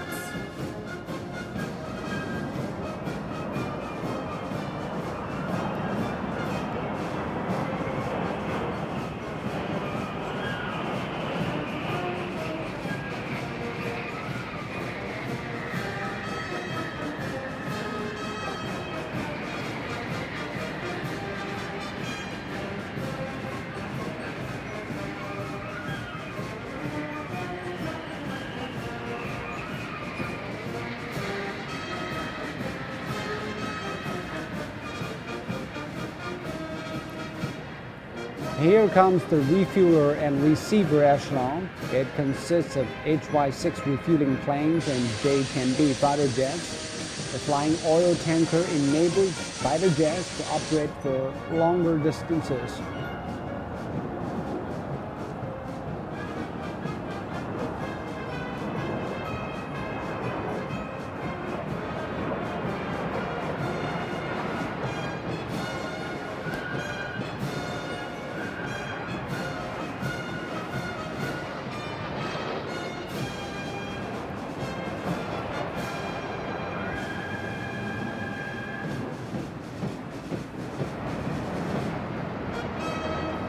Next are the J-15 fighter jets, which can operate on the deck of aircraft carriers. They made their debut in the 2015 military parade.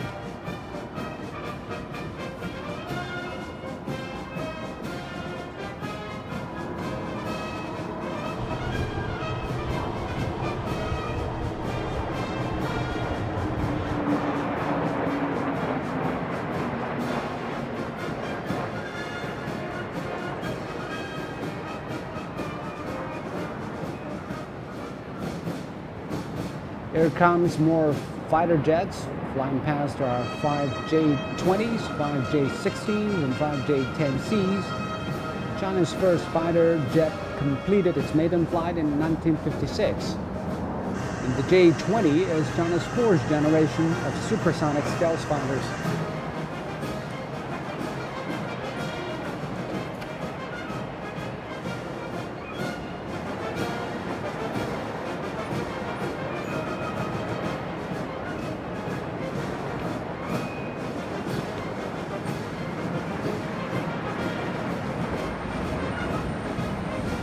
This is the Army Aviation Echelon.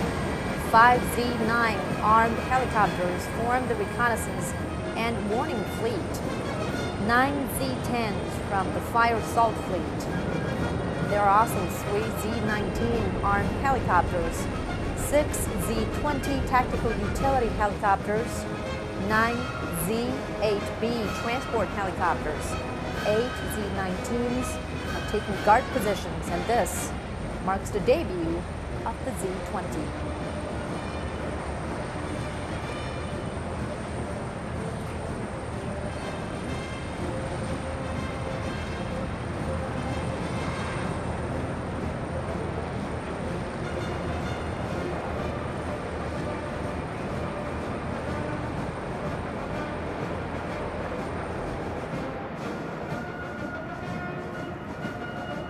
The last, but not the least, the trainer aircraft echelon includes 5 JL-10s and 17 planes of 2 other types. The JL-10 can conduct air combat missions.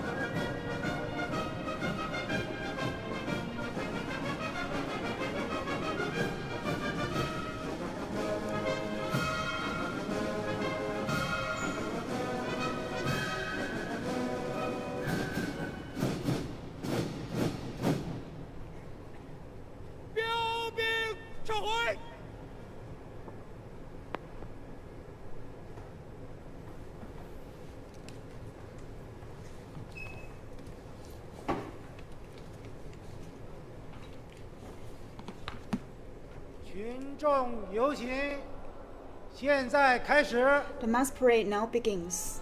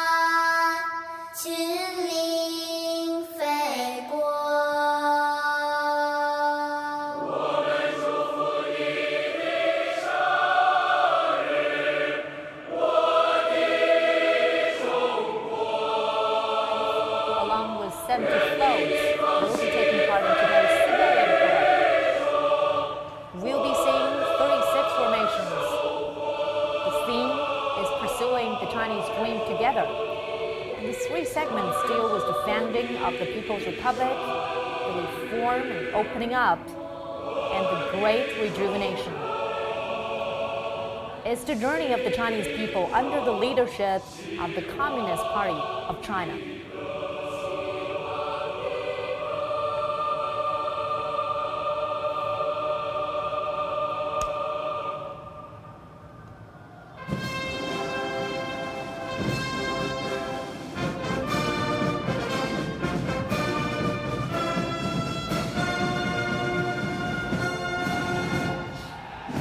First up, the national flag. the year 2019, and the national emblem, as well as individuals who have made great contributions to the founding and development of the country. 1,949 young people are carrying a giant flag. It was at Tian'anmen Square that the PRC flag was first waved 70 years ago, when the People's Republic of China was founded.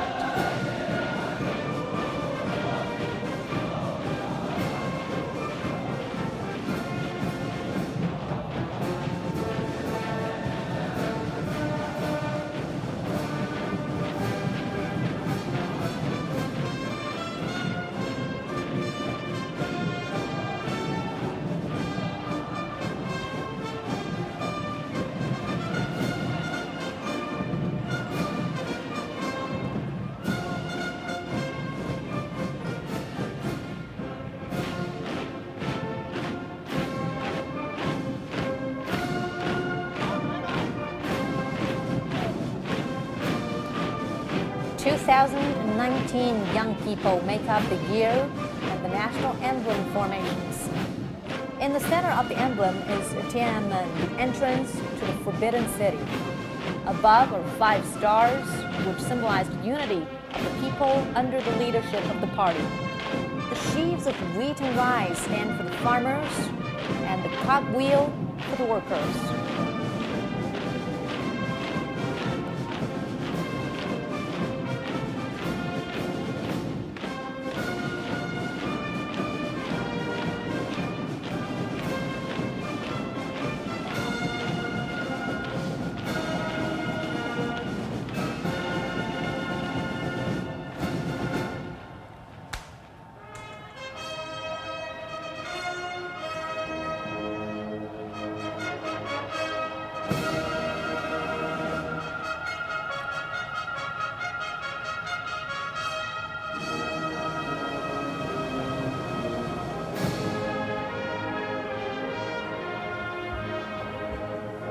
When you are hearing the Ode to the Red Flag, 21 floats are approaching.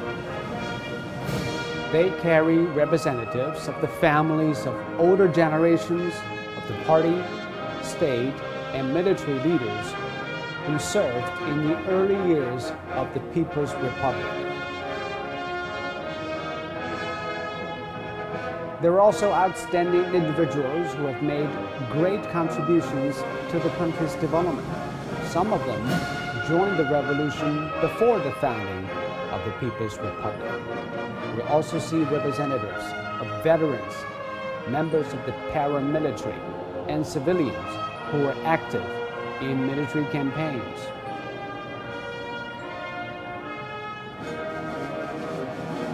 And it is hoped the aspirations of the older generations will continue to inspire Chinese to stay true to their original aspiration.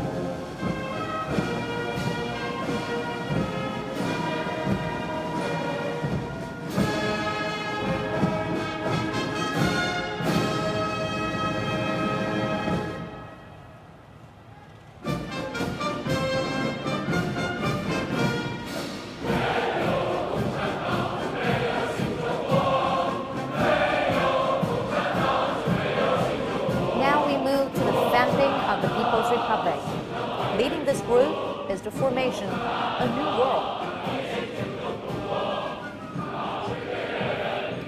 It represents the birth of the Communist Party of China.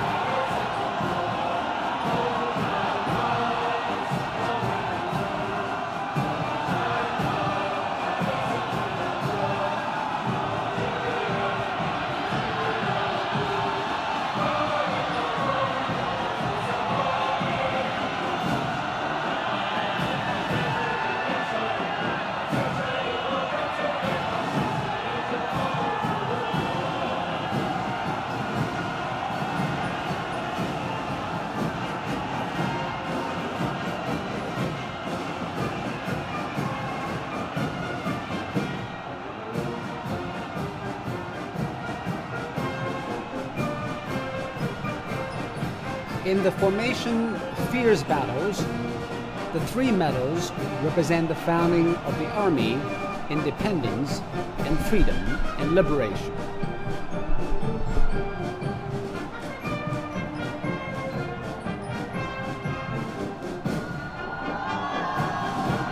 They signify the party's role in uniting the people and leading them through 28 years of fierce battles against foreign aggression and the fight against oppression and to achieve liberation.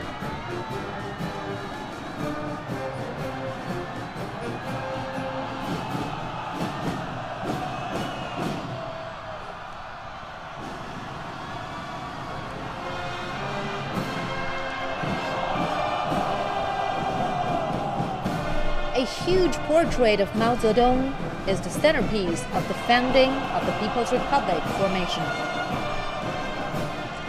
Party members, with Mao Zedong as their leading representative, developed Mao Zedong thought.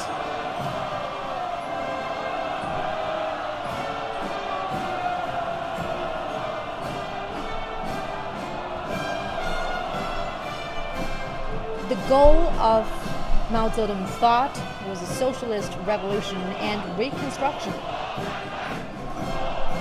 They united the party and the people of all of China's ethnic groups, and they led them to complete the new democratic revolution and the founding of the People's Republic. Mao is credited with saying, "The Chinese people have stood up."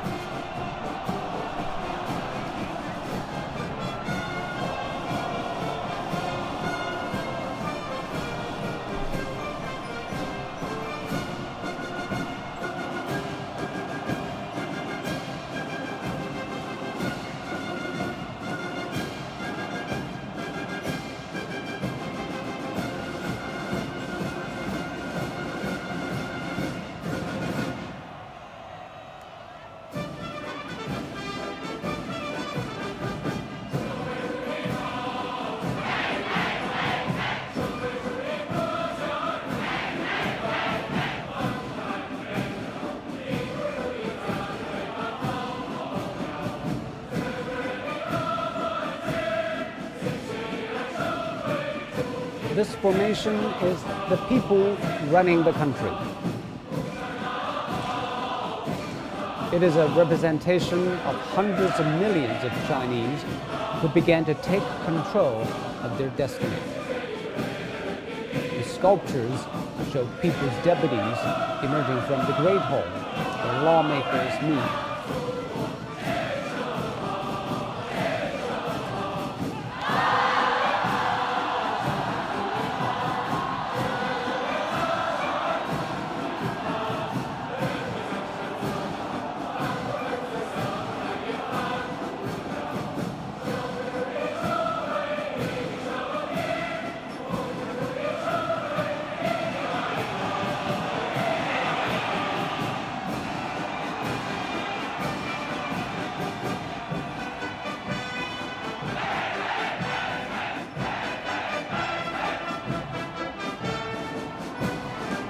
Next is the arduous struggles formation.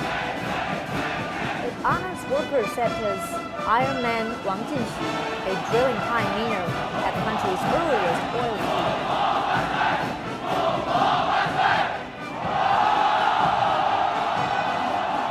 And there was Shi Chuanxiang, the Beijing night soil collector, who was named a model worker. It's a reminder that no task is too humble in working for the country. It represents the spirit of the Chinese people, their diligence and devotion to lift themselves out of poverty.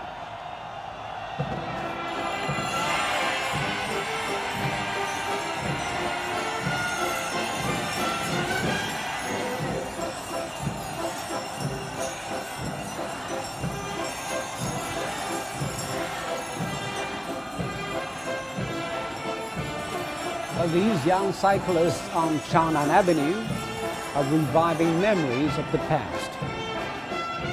China used to be known as the kingdom of bicycles. But today, young people are more likely to use a shared bike service.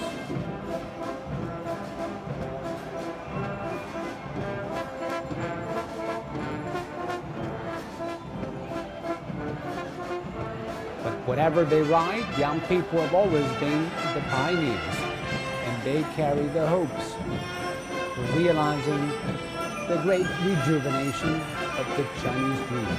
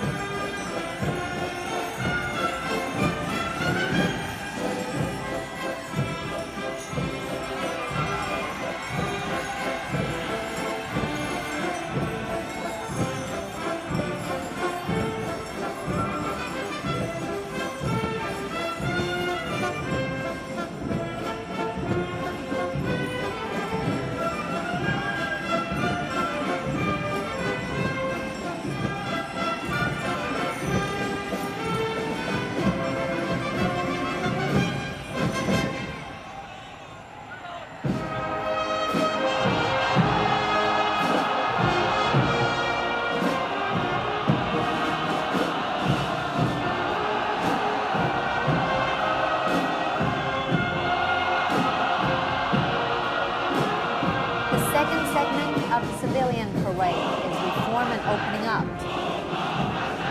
The first formation, Vital Decision, celebrates its architect, Deng Xiaoping.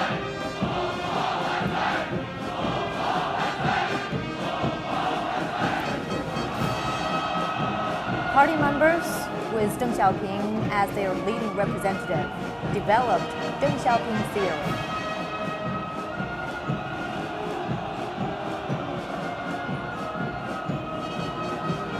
They united the party and the people of all of China's ethnic groups.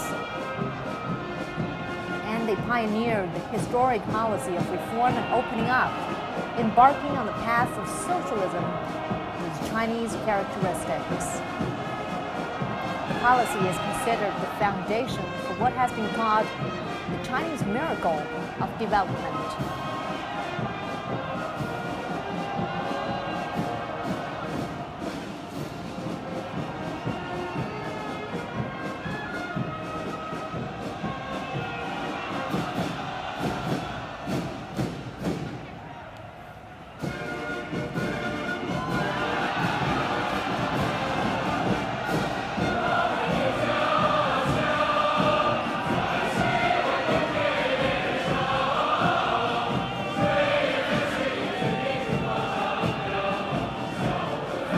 China's revolution began in the countryside, and that's also where China's early reforms made breakthroughs. The field of hope formation is made up of people who took the lead in rural reform in those villages in Xiaodang of Anhui Province and Anji of Zhejiang Province. And they came along with other farmer representatives.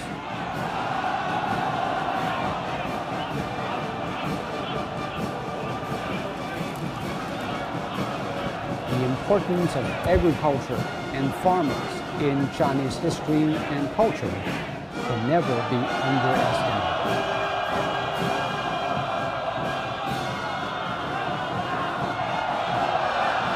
Time is money, efficiency is life. That was the slogan of reform pioneer Yuan Gong, which appeared on the float in the 1984 parade. The formation uses images of buildings constructed in Shenzhen and Xiamen, along with those in other special economic zones. They are symbols of the epic accomplishments achieved through the reform and opening up. Both infrastructure and ideas were key to success.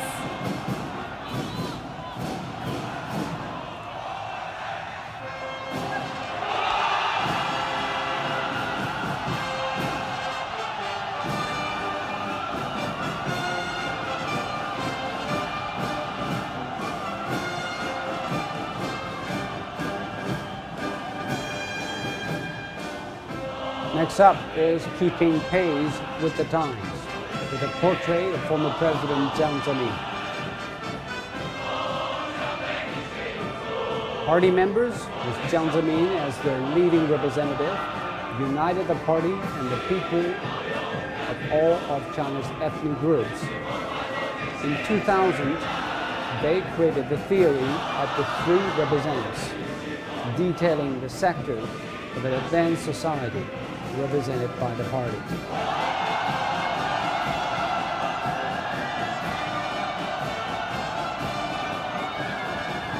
Socialism, with Chinese characteristics, is credited with the achievements made at the turn of the century.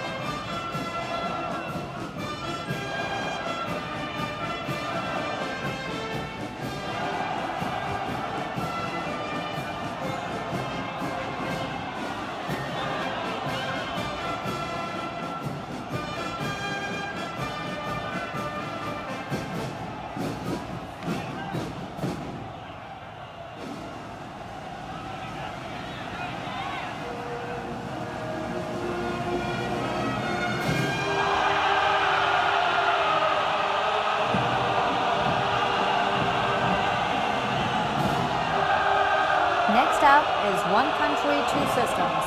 The formation includes Chinese from Hong Kong, Macau, and Taiwan.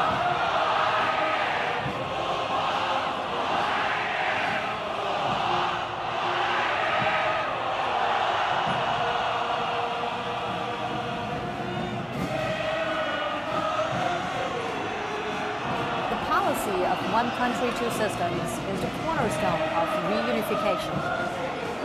China says the policy will succeed as long as it is fully and accurately understood and implemented, and people act in strict accordance with the Chinese Constitution and the basic laws of the Hong Kong and Macau Special Administrative Regions.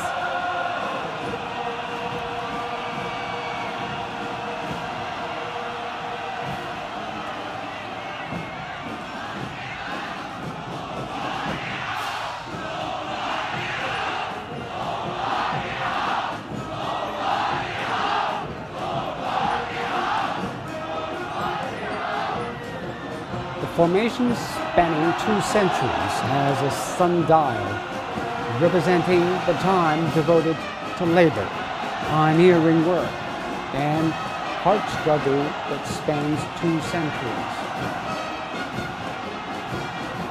China has continually reinvigorated itself over the course of its long history. And the country must enter a new century.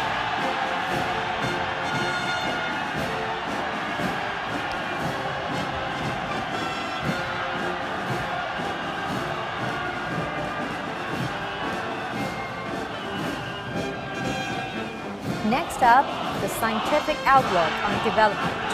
It features a portrait of former President Hu Jintao.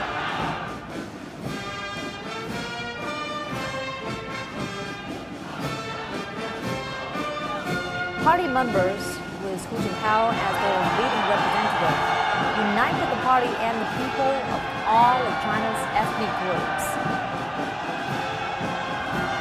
They created the concept of the scientific outlook on development. And the outlook created a comprehensive design for socialism with Chinese characteristics and set a new starting point for its development.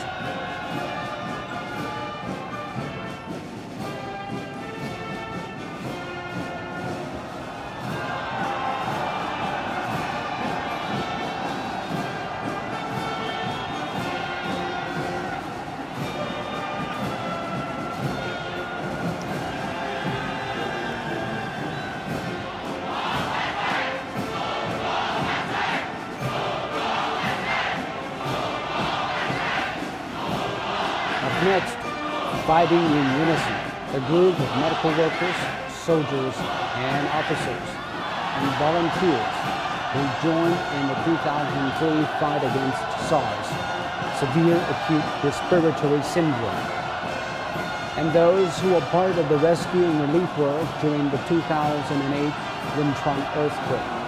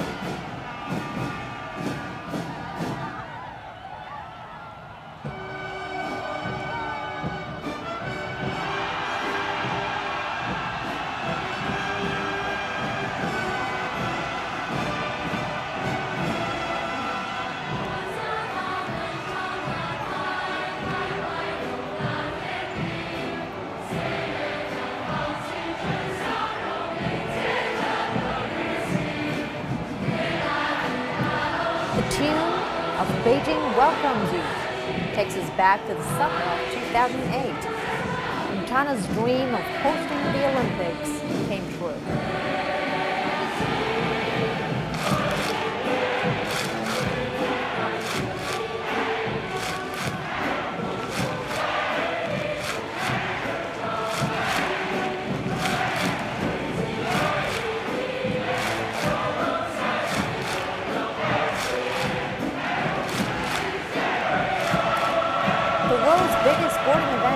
Described as China's coming out party. And today the country says, let's meet again in Beijing for the 2022 Winter Olympics.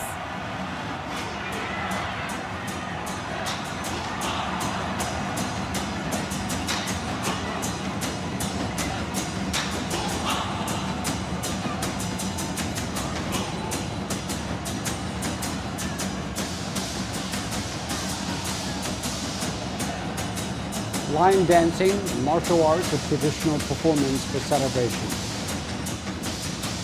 Paired with Chinese Kung Fu and accompanied by the beating of drums. The message is China has woken up and raised its head.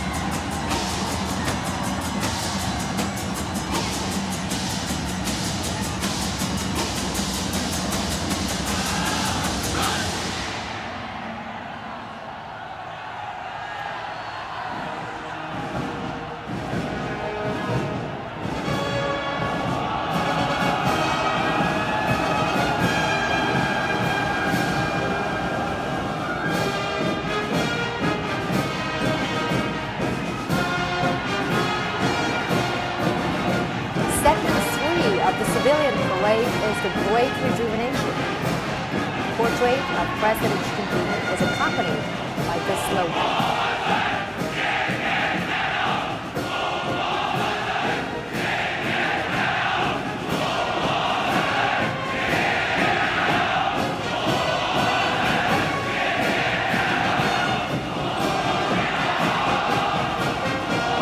Since the 2012 Party Congress, the party's Central Committee, with Xi Jinping at its core, has united the party and the people of all of China's ethnic groups in accomplishing great national projects.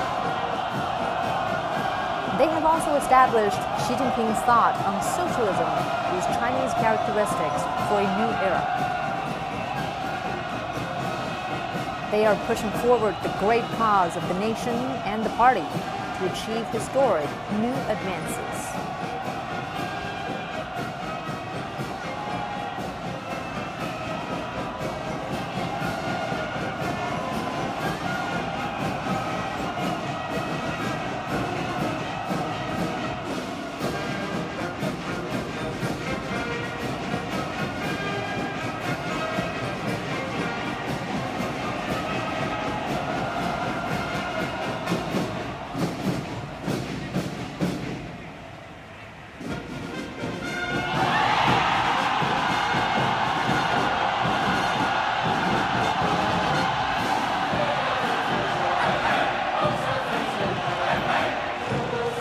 In the 21st century, emphasis is on science and technology and innovation.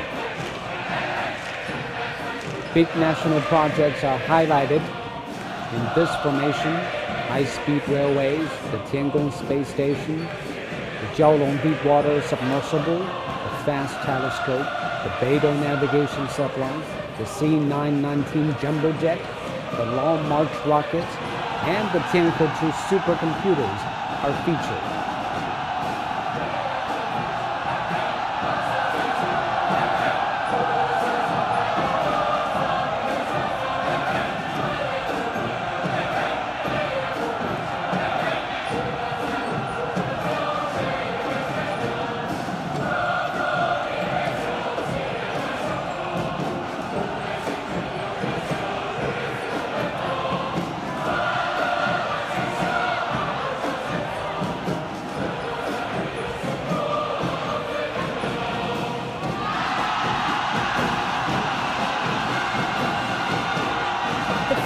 Dragon boats in regional coordination represent the connectivity that has boosted the country's coordinated development strategy. This includes the Beijing-Tianjin-Hebei region, the Yangtze River Economic Belt, the Guangdong, Hong Kong, Macau Greater Bay Area, and the Yangtze River Delta regional integration.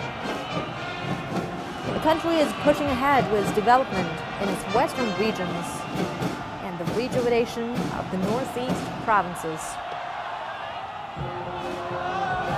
This is buttressed by the rise of the central regions and led by the stellar development of the eastern part of the country.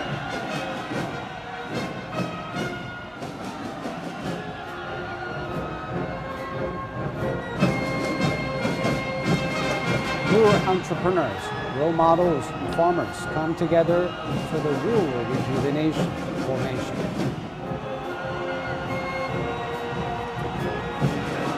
The backdrop is the countryside in the new era. Sustainable development calls for supporting industry while protecting the environment, which requires both government and public participation.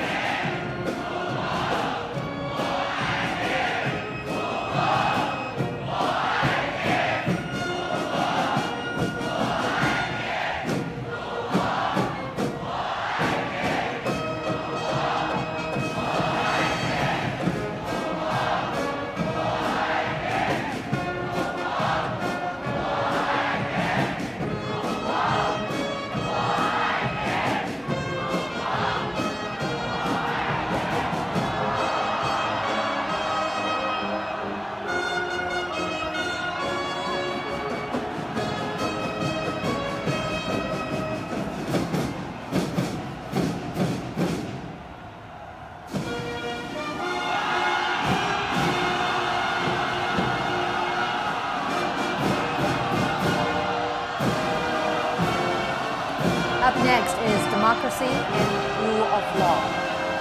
The music is played when taking the oath of allegiance to the Constitution.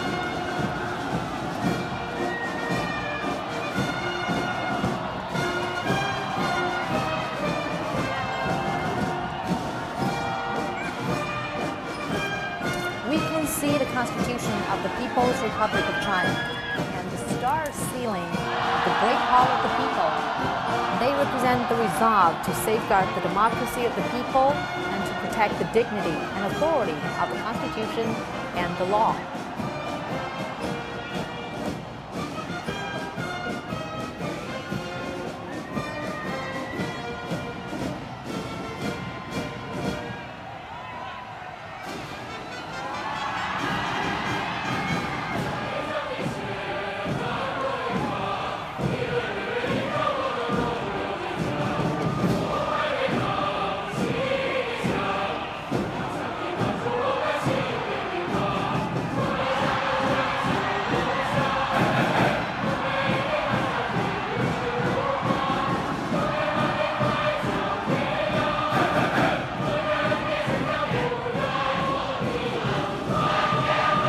China is made up of 56 ethnic groups.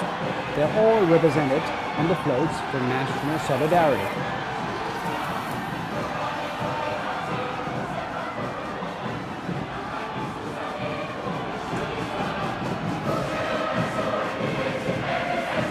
The great vase in the shape of a pomegranate symbolizes the unity of all the ethnicities.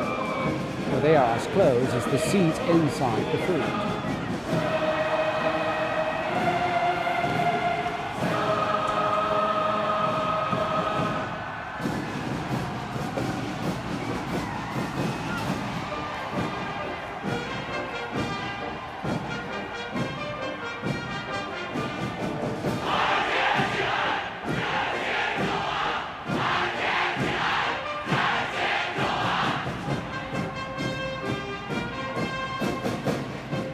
A nation builds its dreams by drawing on the strength of the country, and the country draws its strength from the conviction of its people.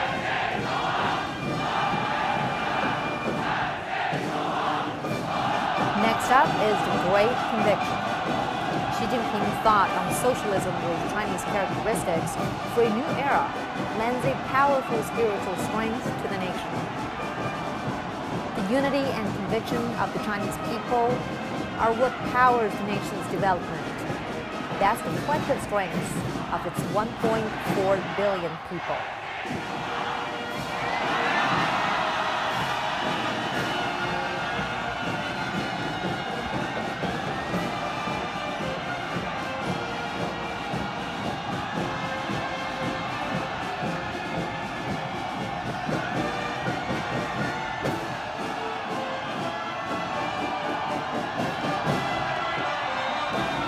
It is the Chinese cultural formation coming up.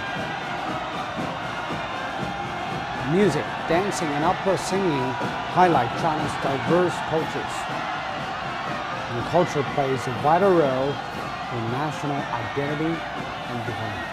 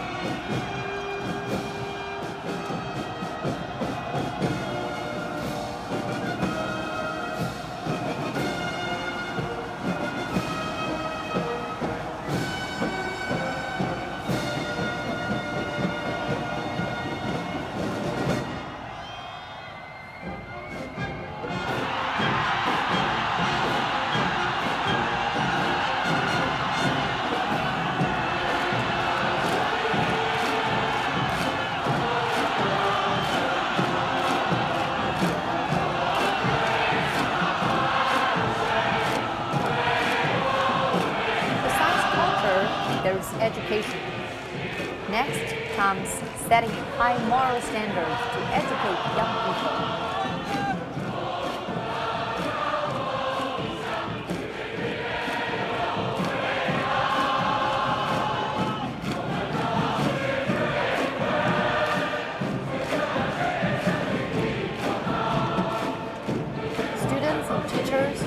proudly carrying the flags of their schools. Education is pivotal to a nation's future.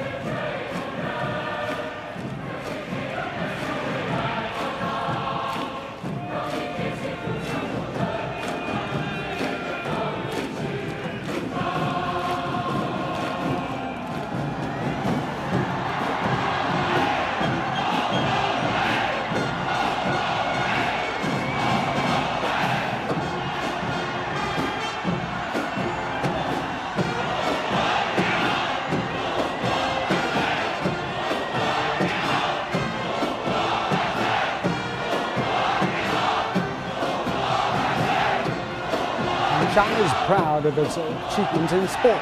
A nationwide fitness campaign has been rolled out, and preparations for the 2022 Winter Olympics are well underway, with winter sports gaining popularity among the Chinese public. And the base of the float was inspired by the ice ribbon, the nickname for China's national speed skating oval.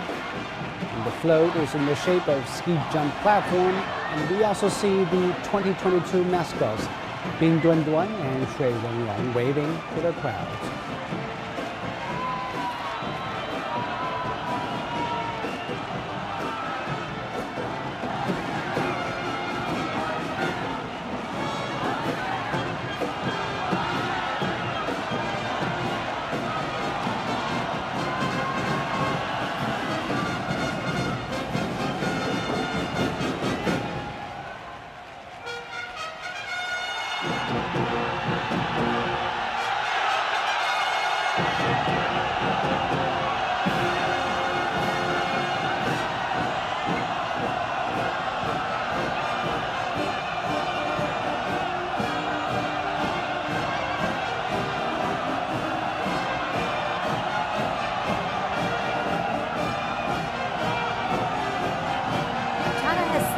Target to eliminate extreme poverty by 2020.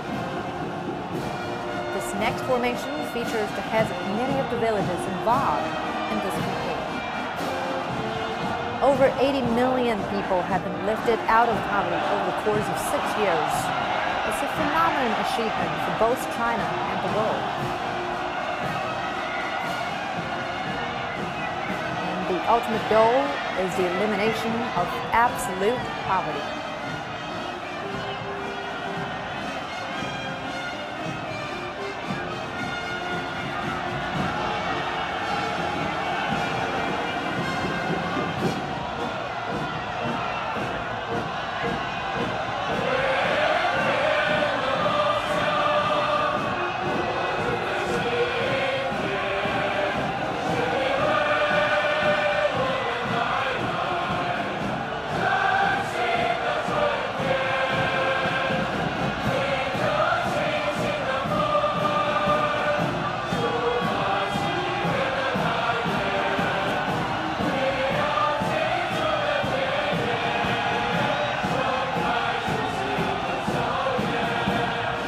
The next formation salutes to the people who work in different jobs that make life beautiful. Sanitation workers, keep streets clean, delivery men, bring packages and coffee, transport workers, doctors and nurses. It also means the love of family, the energy and the spirit that comes from active senior citizens, and easy public access for people with special needs.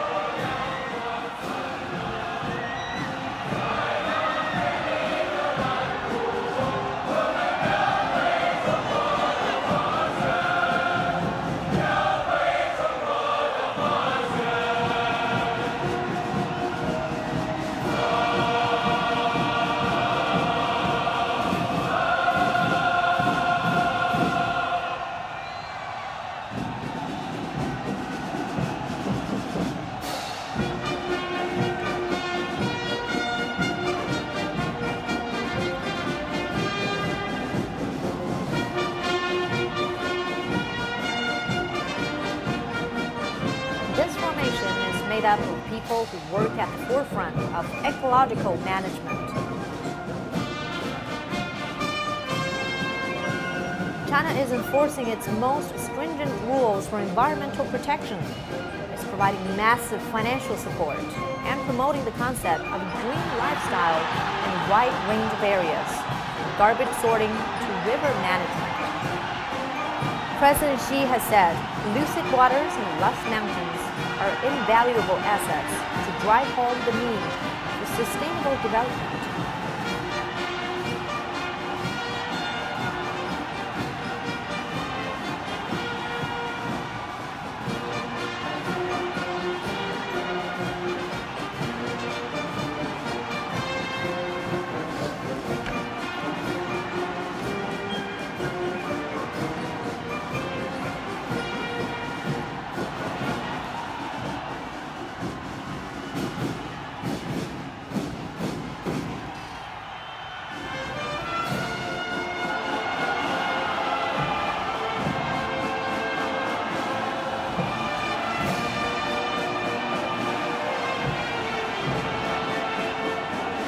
Our viewers are about to get a close-up on China's geography. Those are the floats representing China's 34 provinces, municipalities, and autonomous regions. Starting it off is a float resembling Kunpeng, a mythical bird from Chinese folklore, also known as the ROC. Kunpeng symbolizes the Chinese people lifting off into a great new era, thanks to the hard work of many generations.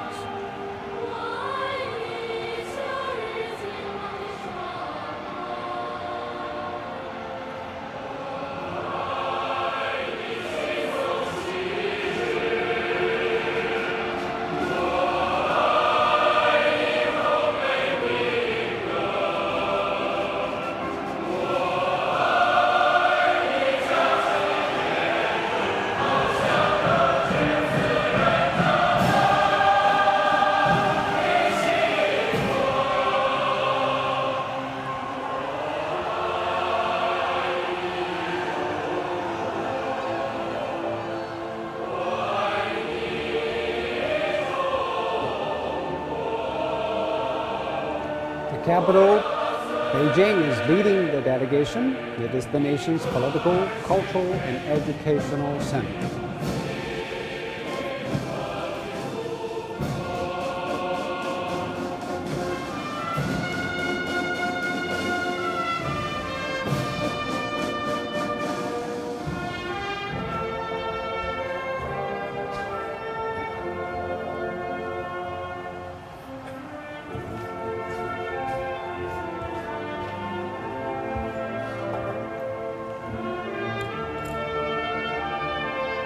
Hebei is a third of a metropolitan region with Beijing and Tianjin. Xunwan's new area serves as a hub for the economic triangle. Shanxi possesses 1/3 of China's total coal deposits, and its economy is centered around heavy industry. Inner Mongolia has rich natural resources and is known for its vast grasslands.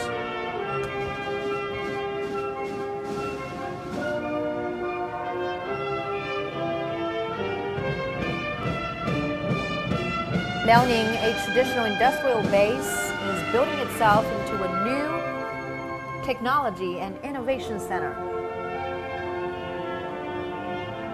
Jilin province boasts large deposits of shale oil and minerals.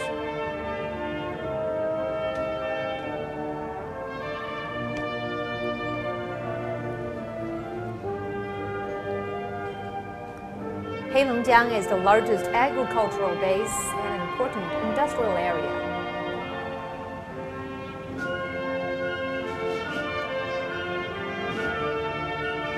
Shanghai is a global financial, technology, and transport hub.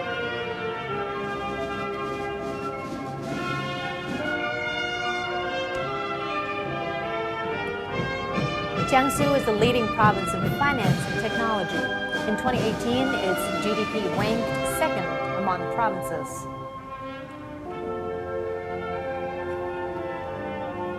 Economic powerhouse, Zhejiang is renowned for its thriving private sector.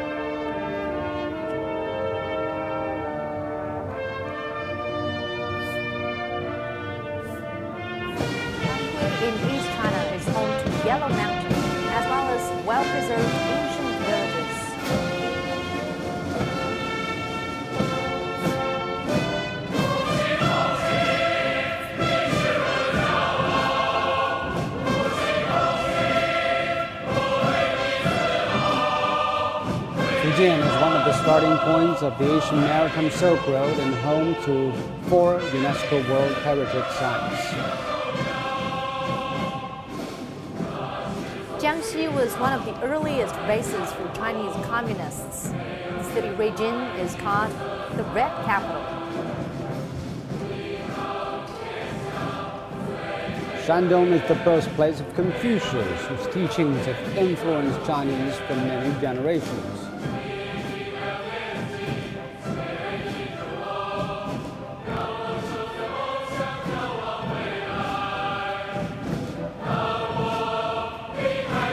Henan is considered a cradle of Chinese civilization and has a large number of heritage sites.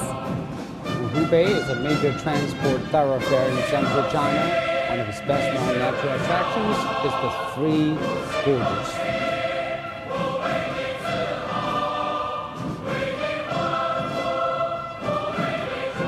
Hunan is a mountainous province in central China. It was the birthplace of Mao Zedong.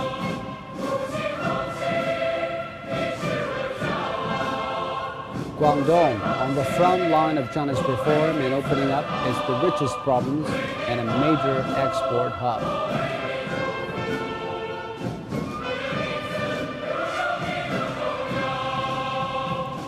Bordered by Vietnam and Ha Long Bay, Guangxi is becoming a financial opening up gateway to Southeast Asia. The Zhuang are the principal ethnic minority. Hainan is China's southernmost province. It was designated as the country's 12th free trade zone.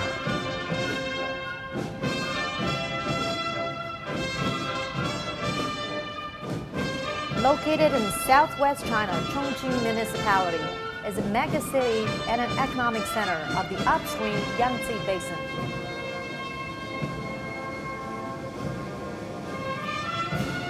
Sichuan, described as the land of abundance, is a major agricultural production base and a tourism center.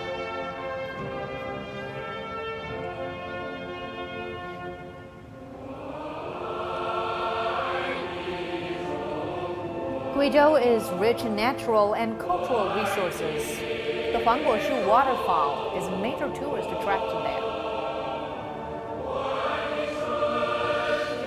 Yunnan is home to 26 of China's ethnic groups, creating a unique fusion of different cultures and traditions.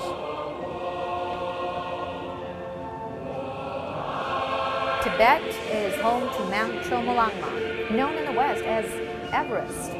Tourism is a growing industry there.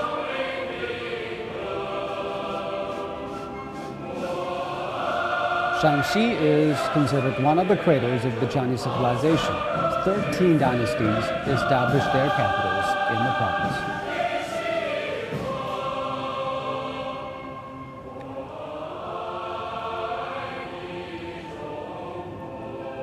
Gansu is known as the home of the Mogao grottos and their Buddhist art, and the key corridor of the ancient Silk Road route. Qinghai is located on the Qinghai-Tibet Plateau. The Yellow and the Yangtze rivers have their sources in the province.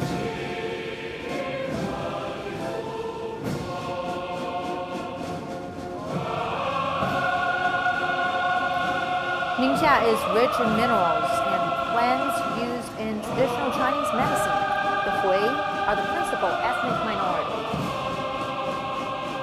Sitting along the Asian Silk Road, Xinjiang is the northwest gateway to Central Asia. The Uyghurs are the principal ethnic minority.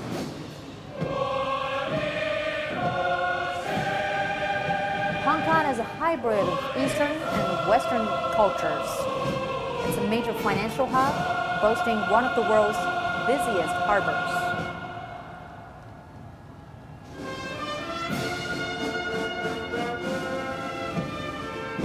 Macau has one of its highest per capita GDPs in the world, and its gaming industry is the largest.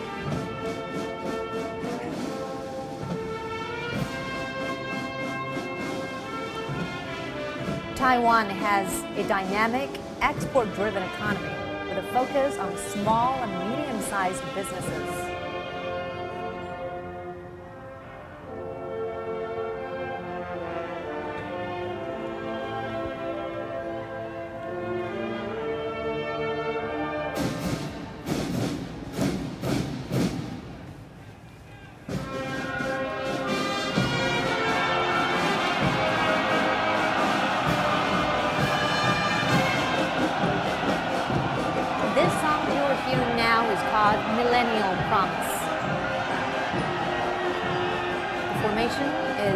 community with shared future for mankind. It features young people from China and abroad.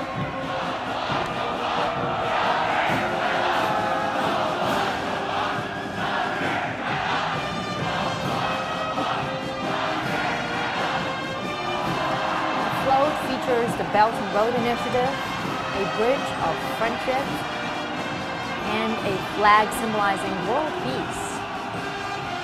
Taken together, they send the message that China's development relies on its ties with the world, and the world also needs China for its future prosperity.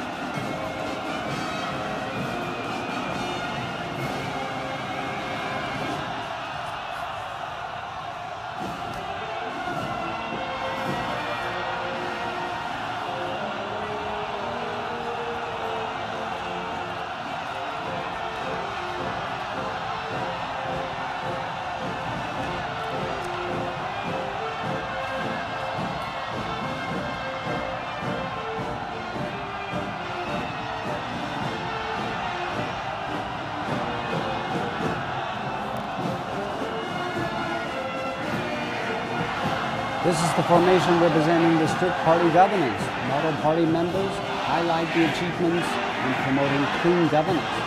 Socialism, this Chinese characteristic, is entering a new era, and the party says its relationship with the people is growing stronger as the anti-corruption drives makes greater progress.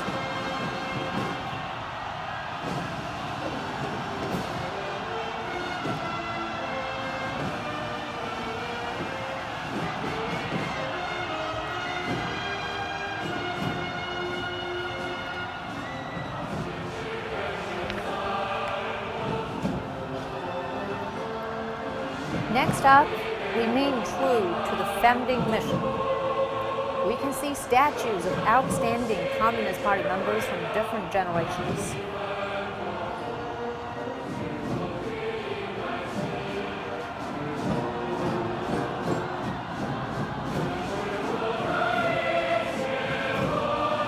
So there's Zhao Yulu, who died of cancer at 42, fighting poverty in the countryside. Kong Fansen volunteered to fight poverty in Tibet, dying in a car crash at 50 while returning from a mission.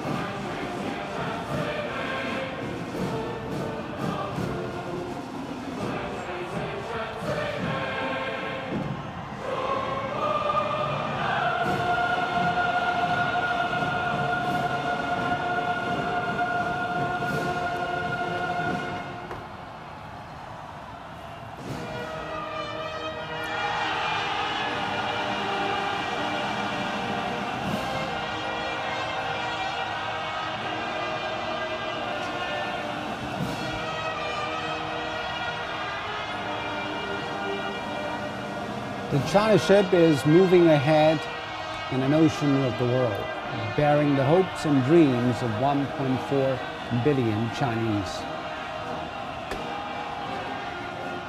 The Chinese Communist Party is at the helm, piloting this grand ship of the People's Republic of China.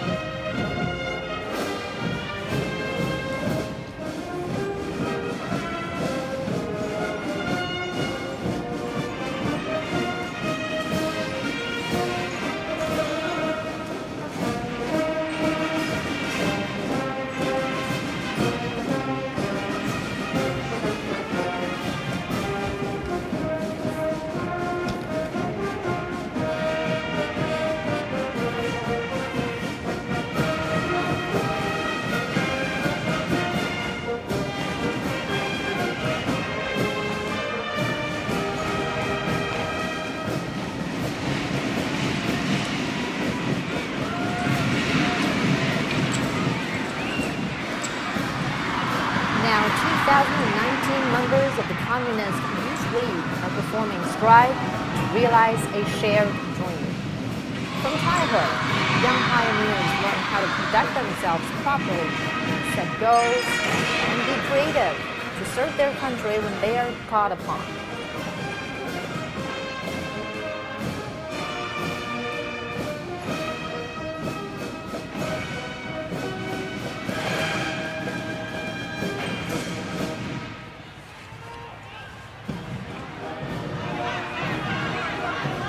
And now comes the grand finale of the civilian parade.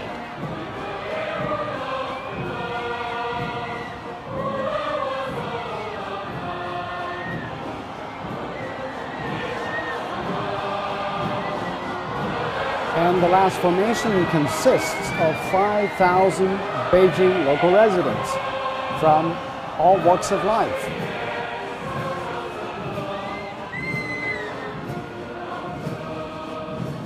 The opening lines of the song they're singing are "My country and I cannot be separated for even a second." And the song is one that will always be carried in the heart. The flower basket is named "Long Live the Motherland." The red silk ribbons spiraling upward is supposed to represent a nation on the rise.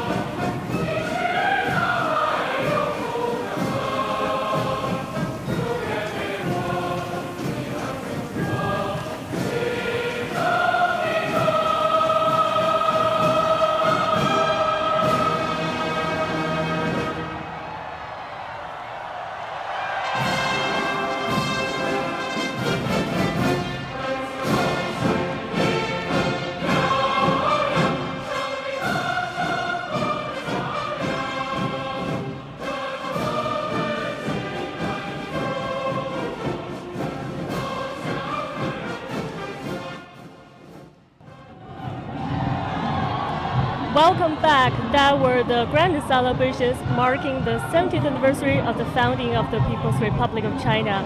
I'm your host, Mu Yao, reporting live from Tian'anmen Square in downtown Beijing. In 70 years, tremendous changes have taken place across China, and the celebrations you just saw are a reflection showcasing some of the achievements and transformations that China has made over the past 7 decades. With that, we will wrap our show. Stay tuned with the CNC World and also follow us on YouTube, Facebook, and Twitter for more of today's celebrations and more stories on China's development and beyond. Thank you for watching. Bye for now.